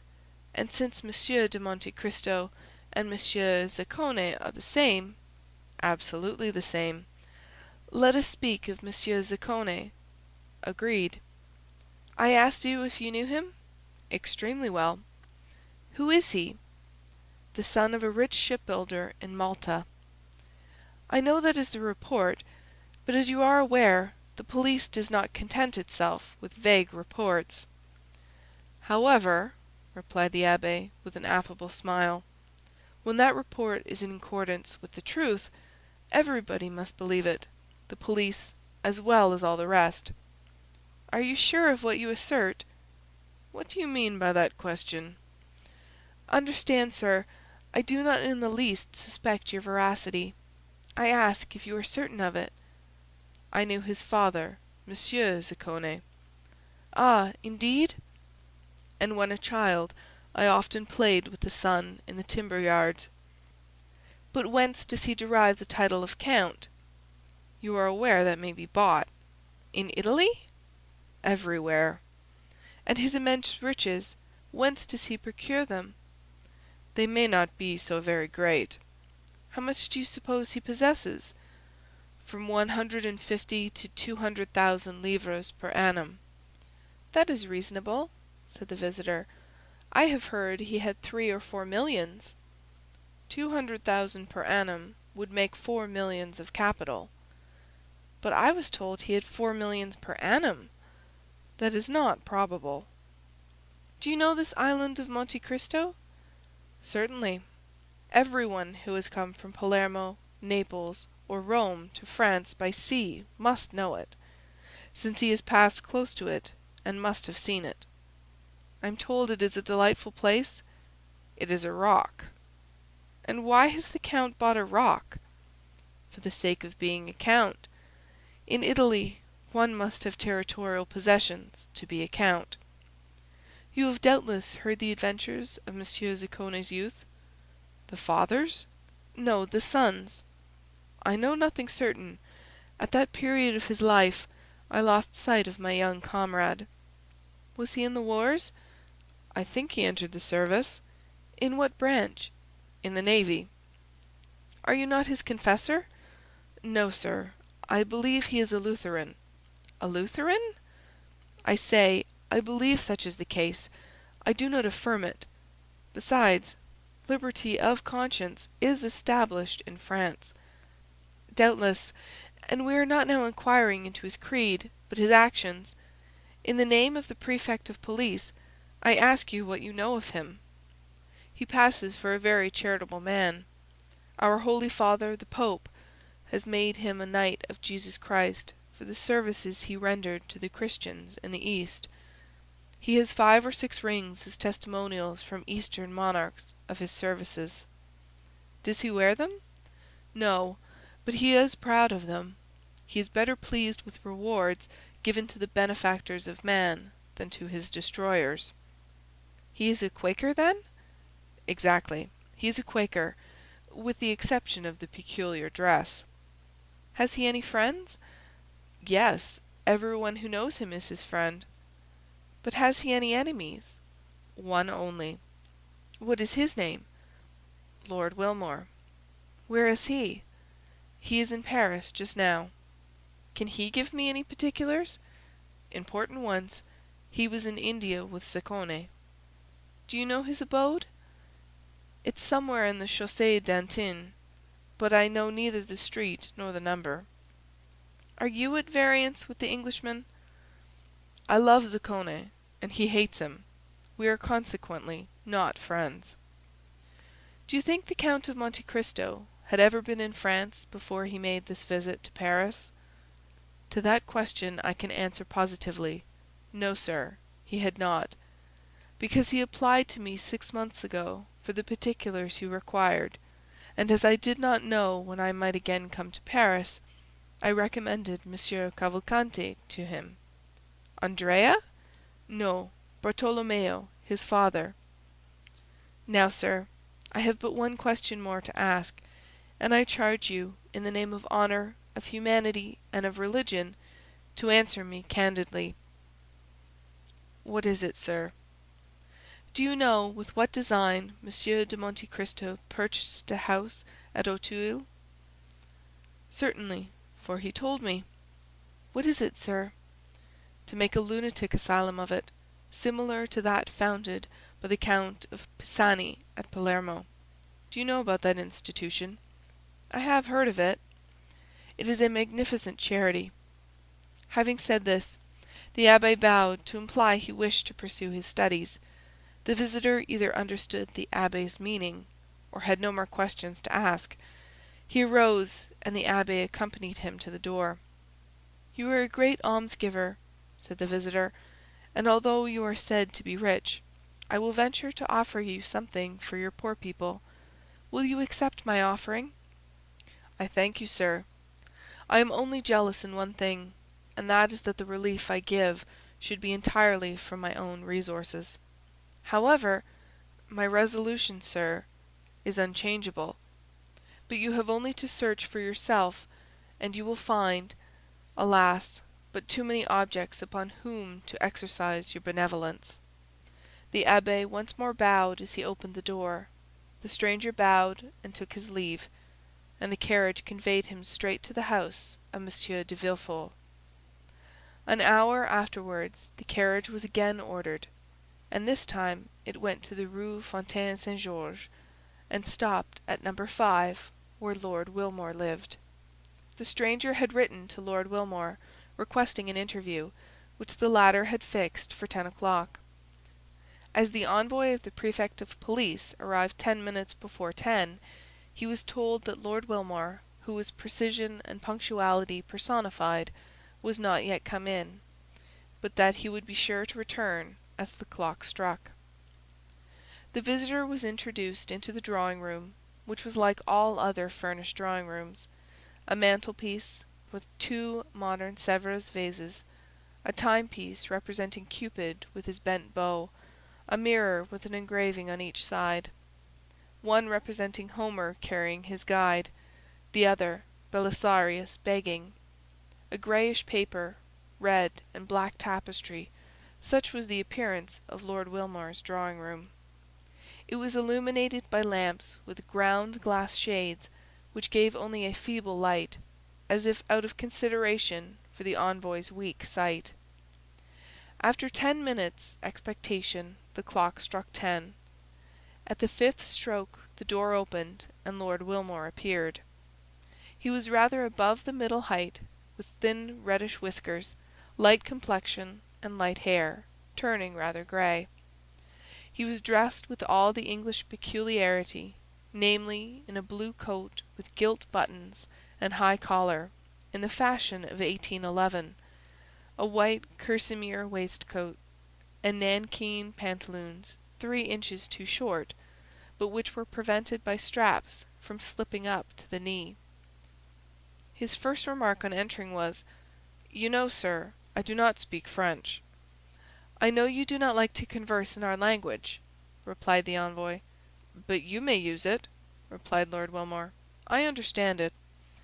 "And I," replied the visitor, changing his idiom, "know enough of English to keep up the conversation. Do not put yourself to the slightest inconvenience." "Ah," said Lord Wilmore, with that tone which is only known to natives of Great Britain. The envoy presented his letter of introduction, which the latter read with English coolness, and having finished, "I understand," said he, "perfectly." Then began the questions, which were similar to those which had been addressed to the Abbé Busoni, but as Lord Wilmore, in the character of the Count's enemy, was less restrained in his answers, they were more numerous. He described the youth of Monte Cristo, who, he said, at 10 years of age, entered the service of one of the petty sovereigns of India, who make war on the English. It was there Wilmore had first met him and fought against him, and in that war Zaccone had been taken prisoner, sent to England, and consigned to the hulks, whence he had escaped by swimming. Then began his travels, his duels, his caprices. Then the insurrection in Greece broke out, and he had served in the Grecian ranks. While in that service he had discovered a silver mine in the mountains of Thessaly, but he had been careful to conceal it from every one. After the battle of Navarino, when the Greek government was consolidated, he asked of King Otho a mining grant for that district, which was given him. Hence that immense fortune, which, in Lord Wilmore's opinion, possibly amounted to 1 or 2 millions per annum, a precarious fortune, which might be momentarily lost by the failure of the mine. "But," asked the visitor, "do you know why he came to France?" "He is speculating in railways," said Lord Wilmore, "and as he is an expert chemist and physicist, he has invented a new system of telegraphy, which he is seeking to bring to perfection." "How much does he spend yearly?" asked the Prefect. "Not more than 500,000 or 600,000 francs," said Lord Wilmore. "He is a miser." Hatred evidently inspired the Englishman, who, knowing no other reproach to bring on the Count, accused him of avarice. "Do you know his house at Auteuil?" "Certainly." "What do you know respecting it?" "Do you wish to know why he bought it?" "Yes." "The Count is a speculator, who will certainly ruin himself in experiments. He supposes there is in the neighbourhood of the house he has bought a mineral spring equal to those at Bagneres, Luchon, and Cauterets. He is going to turn his house into a bawd house, as the Germans term it. He has already dug up all the garden 2 or 3 times to find the famous spring, and, being unsuccessful, he will soon purchase all the contiguous houses. Now, as I dislike him, and hope his railway, his electric telegraph, or his search for baths will ruin him, I am watching for his discomfiture, which must soon take place. What was the cause of your quarrel? When he was in England, he seduced the wife of one of my friends. Why do you not seek revenge?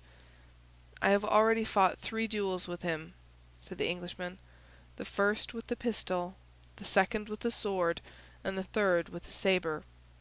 And what was the result of those duels? The first time he broke my arm, the second he wounded me in the breast, and the third time made this large wound.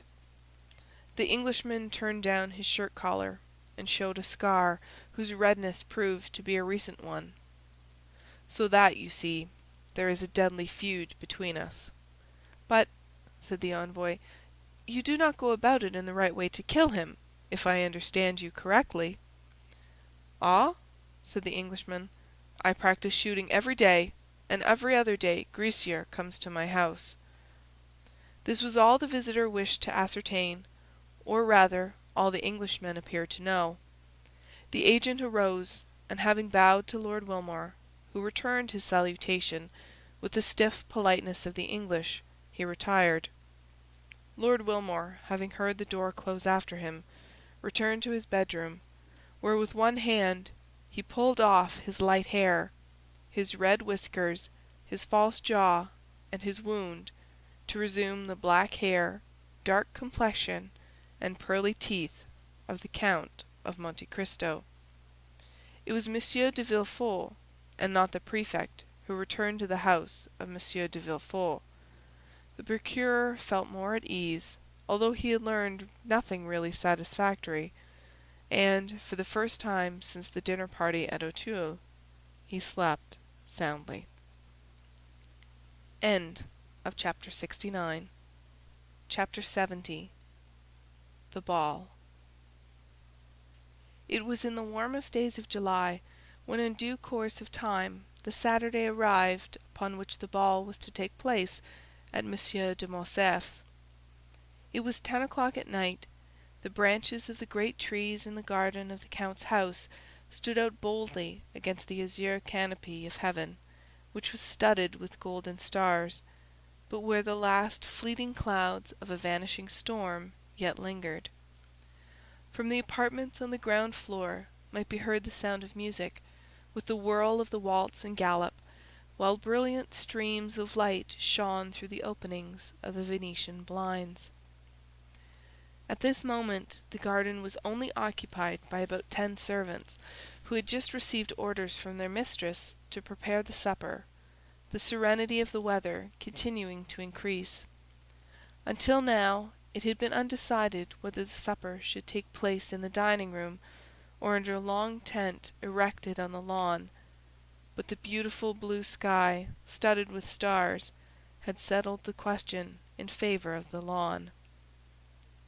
The gardens were illuminated with colored lanterns, according to the Italian custom, and as is usual in countries where the luxuries of the table, the rarest of all luxuries in their complete form, are well understood, the supper table was loaded with wax lights and flowers.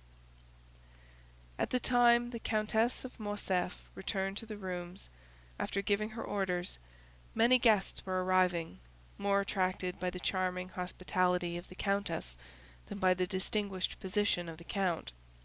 For, owing to the good taste of Mercédès, one was sure of finding some devices at her entertainment worthy of describing, or even copying in case of need. Madame Danglars, in whom the events we have related had caused deep anxiety, had hesitated about going to Madame de Morcerf's, when during the morning her carriage happened to meet that of Villefort. The latter made a sign, and when the carriages had drawn close together, said, "You are going to Madame de Morcerf's, are you not?" "No," replied Madame Danglars, "I am too ill." "You are wrong," replied Villefort significantly. It is important that you should be seen there." "Do you think so?" asked the Baroness. "I do."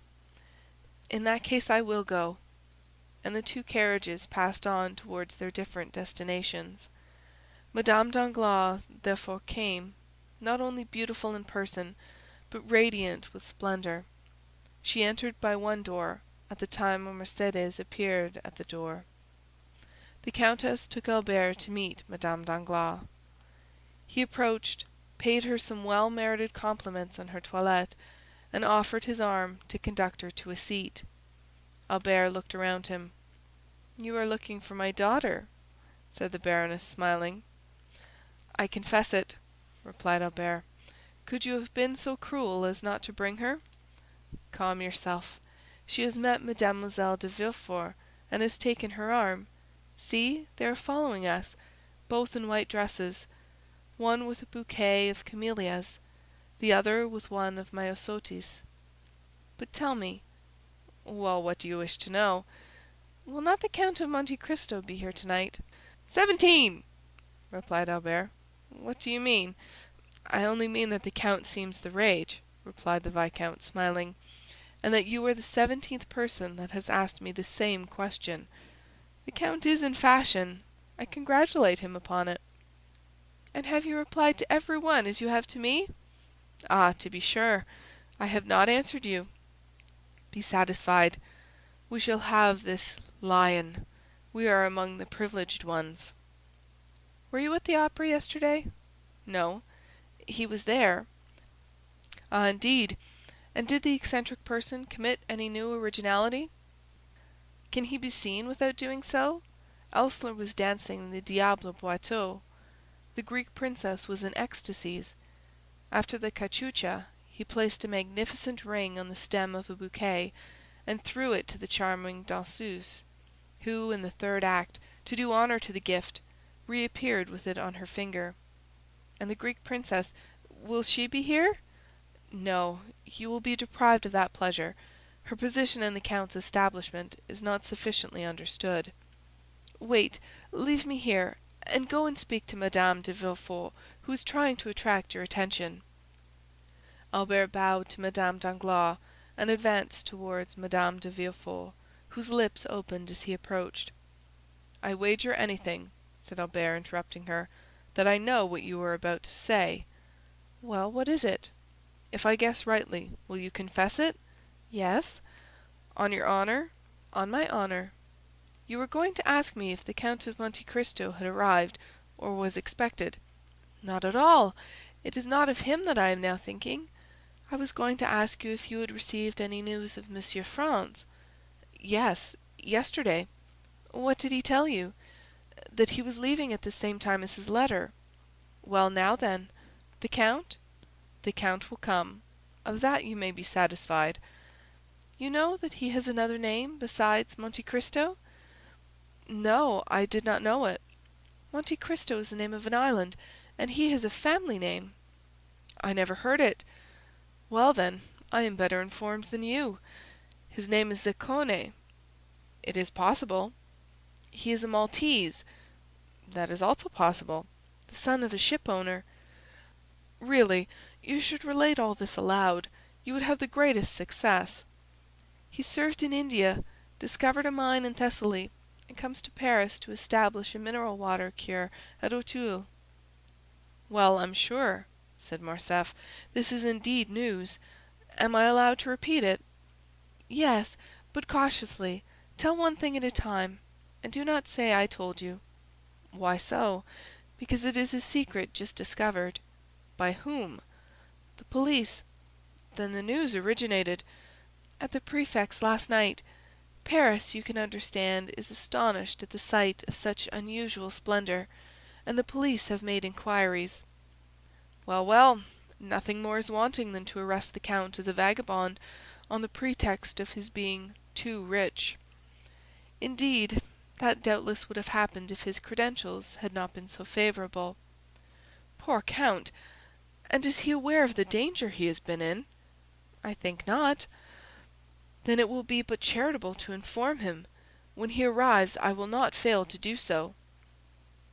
Just then A handsome young man, with bright eyes, black hair, and glossy moustache, respectfully bowed to Madame de Villefort. Albert extended his hand. "Madame," said Albert, "allow me to present to you Monsieur Maximilien Morel, captain of Spahis, one of our best, and above all, of our bravest officers." "I have already had the pleasure of meeting this gentleman at Auteuil, at the house of the Count of Monte Cristo," replied Madame de Villefort, turning away with marked coldness of manner. This answer, and especially the tone in which it was uttered, chilled the heart of poor Morel. But a recompense was in store for him. Turning around, he saw near the door a beautiful fair face, whose large blue eyes were, without any marked expression, fixed upon him, while the bouquet of myosotis was gently raised to her lips. The salutation was so well understood that Morel, with the same expression in his eyes, placed the handkerchief to his mouth, and these two living statues, whose hearts beat so violently under their marble aspect, separated from each other by the whole length of the room, forgot themselves for a moment, or rather forgot the world in their mutual contemplation. They might have remained much longer lost in one another without anyone noticing their abstraction. The Count of Monte Cristo had just entered. We have already said that there was something in the count which attracted universal attention wherever he appeared. It was not the coat, unexceptional in its cut, though simple and unornamented. It was not the plain white waistcoat. It was not the trousers, that displayed the foot so perfectly formed. It was none of these things that attracted the attention. It was his pale complexion, his waving black hair, his calm and serene expression, his dark and melancholy eye, his mouth, chiseled with such marvelous delicacy, which so easily expressed such high disdain.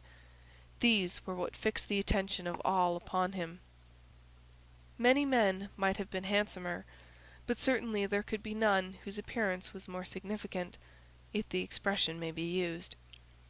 Everything about the count seemed to have its meaning, for the constant habit of thought which he had acquired had given an ease and vigor to the expression of his face, and even to the most trifling gesture scarcely to be understood. Yet the Parisian world is so strange that even all this might not have won attention had there not been connected with it a mysterious story gilded by an immense fortune.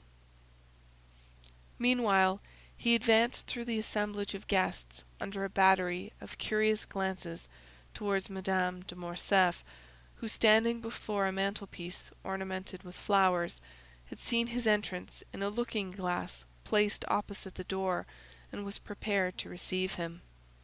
She turned towards him with a serene smile just at the moment he was bowing to her. No doubt she fancied the count would speak to her, while on his side the count thought she was about to address him. But both remained silent, and after a mere bow, Monte Cristo directed his steps to Albert, who received him cordially. "Have you seen my mother?" asked Albert. "I have just had the pleasure," replied the count, "but I have not seen your father. See, he is down there, talking politics with that little group of great geniuses." "Indeed," said Monte Cristo. "And so those gentlemen down there are men of great talent? I should not have guessed it. And for what kind of talent are they celebrated? You know there are different sorts." "That tall, harsh-looking man is very learned. He discovered in the neighborhood of Rome a kind of lizard with a vertebra more than lizards usually have, and he immediately laid his discovery before the Institute. The thing was discussed for a long time, but finally decided in his favor. I can assure you that the vertebra made a great noise in the learned world, and the gentleman, who was only a knight of the Legion of Honor, was made an officer." "Come," said Monte Cristo, "this cross seems to me to be wisely awarded. I suppose, had he found another additional vertebra, they would have made him a commander?" "Very likely," said Albert. "And who can that person be who has taken it into his head to wrap himself up in a blue coat embroidered with green. Oh, that coat is not his own idea. It is the Republic's, which deputed David to devise a uniform for the Academicians." "Indeed," said Monte Cristo.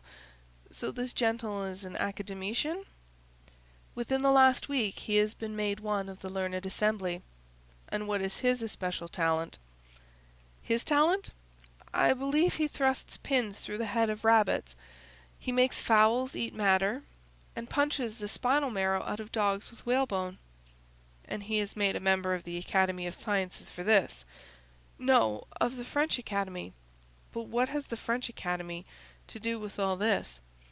"I was going to tell you. It seems—" "That his experiments have very considerably advanced the cause of science, doubtless." "No, that his style of writing is very good." "This must be very flattering to the feelings of the rabbits into whose heads he has thrust pins, to the fowls whose bones he has dyed red, and to the dogs whose spinal marrow he has punched out." Albert laughed. "And the other one?" demanded the count. "That one?" "Yes, the third." "The one in the dark blue coat?" "Yes." "He is a colleague of the count, and one of the most active opponents to the idea of providing the Chamber of Peers with a uniform. He was very successful upon that question. He stood badly with the Liberal papers, but his noble opposition to the wishes of the court is now getting him into favor with the journalists. They talk of making him an ambassador." "And what are his claims to the peerage?"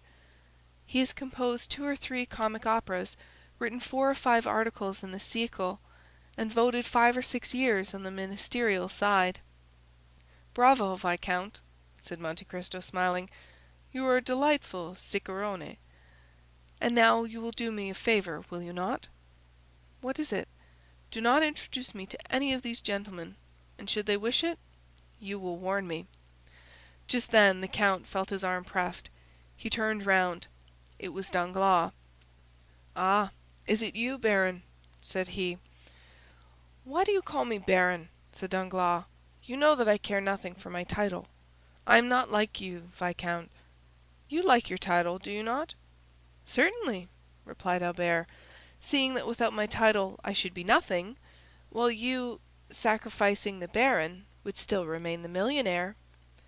"Which seems to me the finest title under the royalty of July," replied Danglars.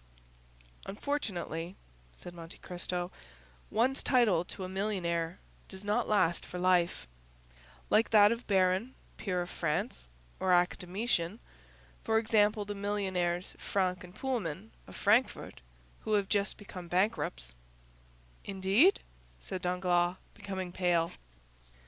"Yes, I received the news this evening by courier. I had about 1 million in their hands, but, warned in time, I withdrew it a month ago." "Ah, mon Dieu!" exclaimed Danglars, "they have drawn on me for 200,000 francs." "Well, you can throw out the draft. Their signature is worth 5%. "Yes, but it is too late," said Danglars. "I have honored their bills." "Then," said Monte Cristo, "here are 200,000 francs gone after." "Hush! Do not mention these things," said Danglars.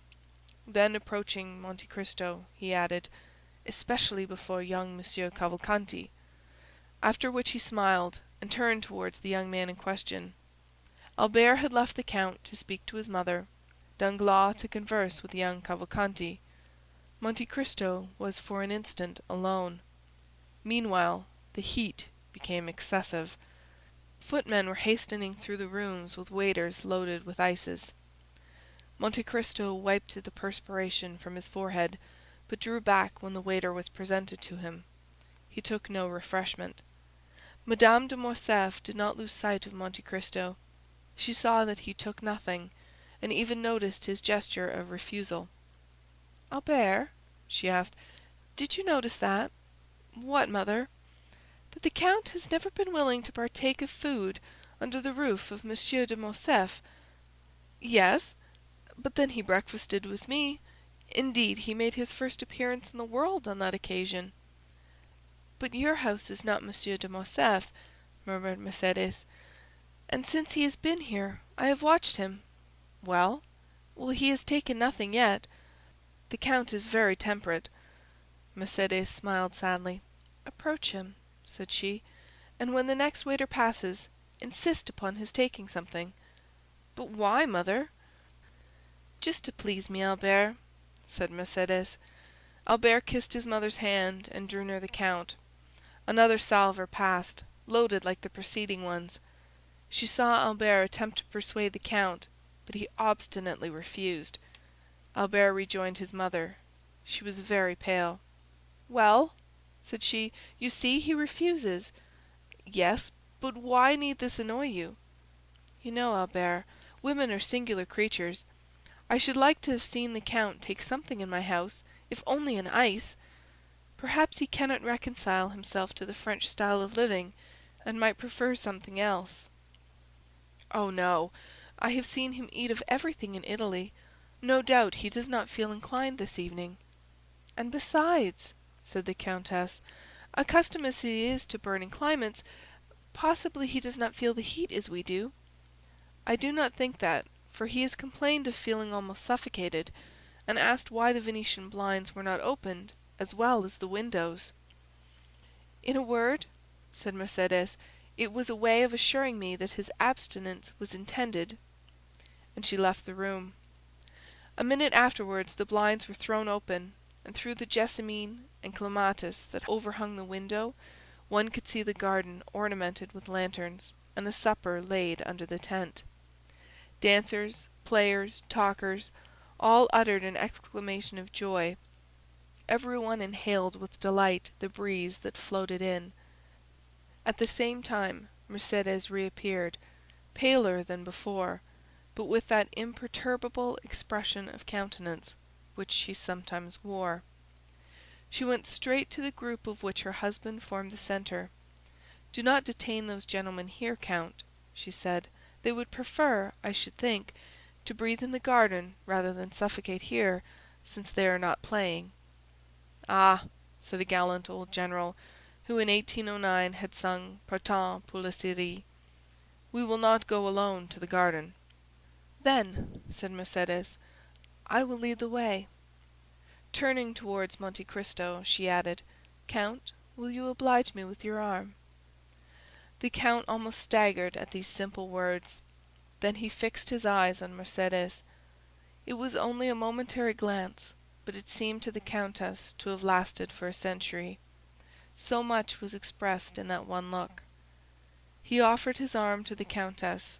She took it, or rather just touched it with her little hand, and they together descended the steps, lined with rhododendrons and camellias. Behind them, by another outlet, a group of about 20 persons rushed into the garden with loud exclamations of delight. End of chapter 70. Thank you for listening to Narrated Books. If you enjoyed this audiobook, hit like and subscribe for more amazing stories. What book should we narrate next? Let us know in the comments.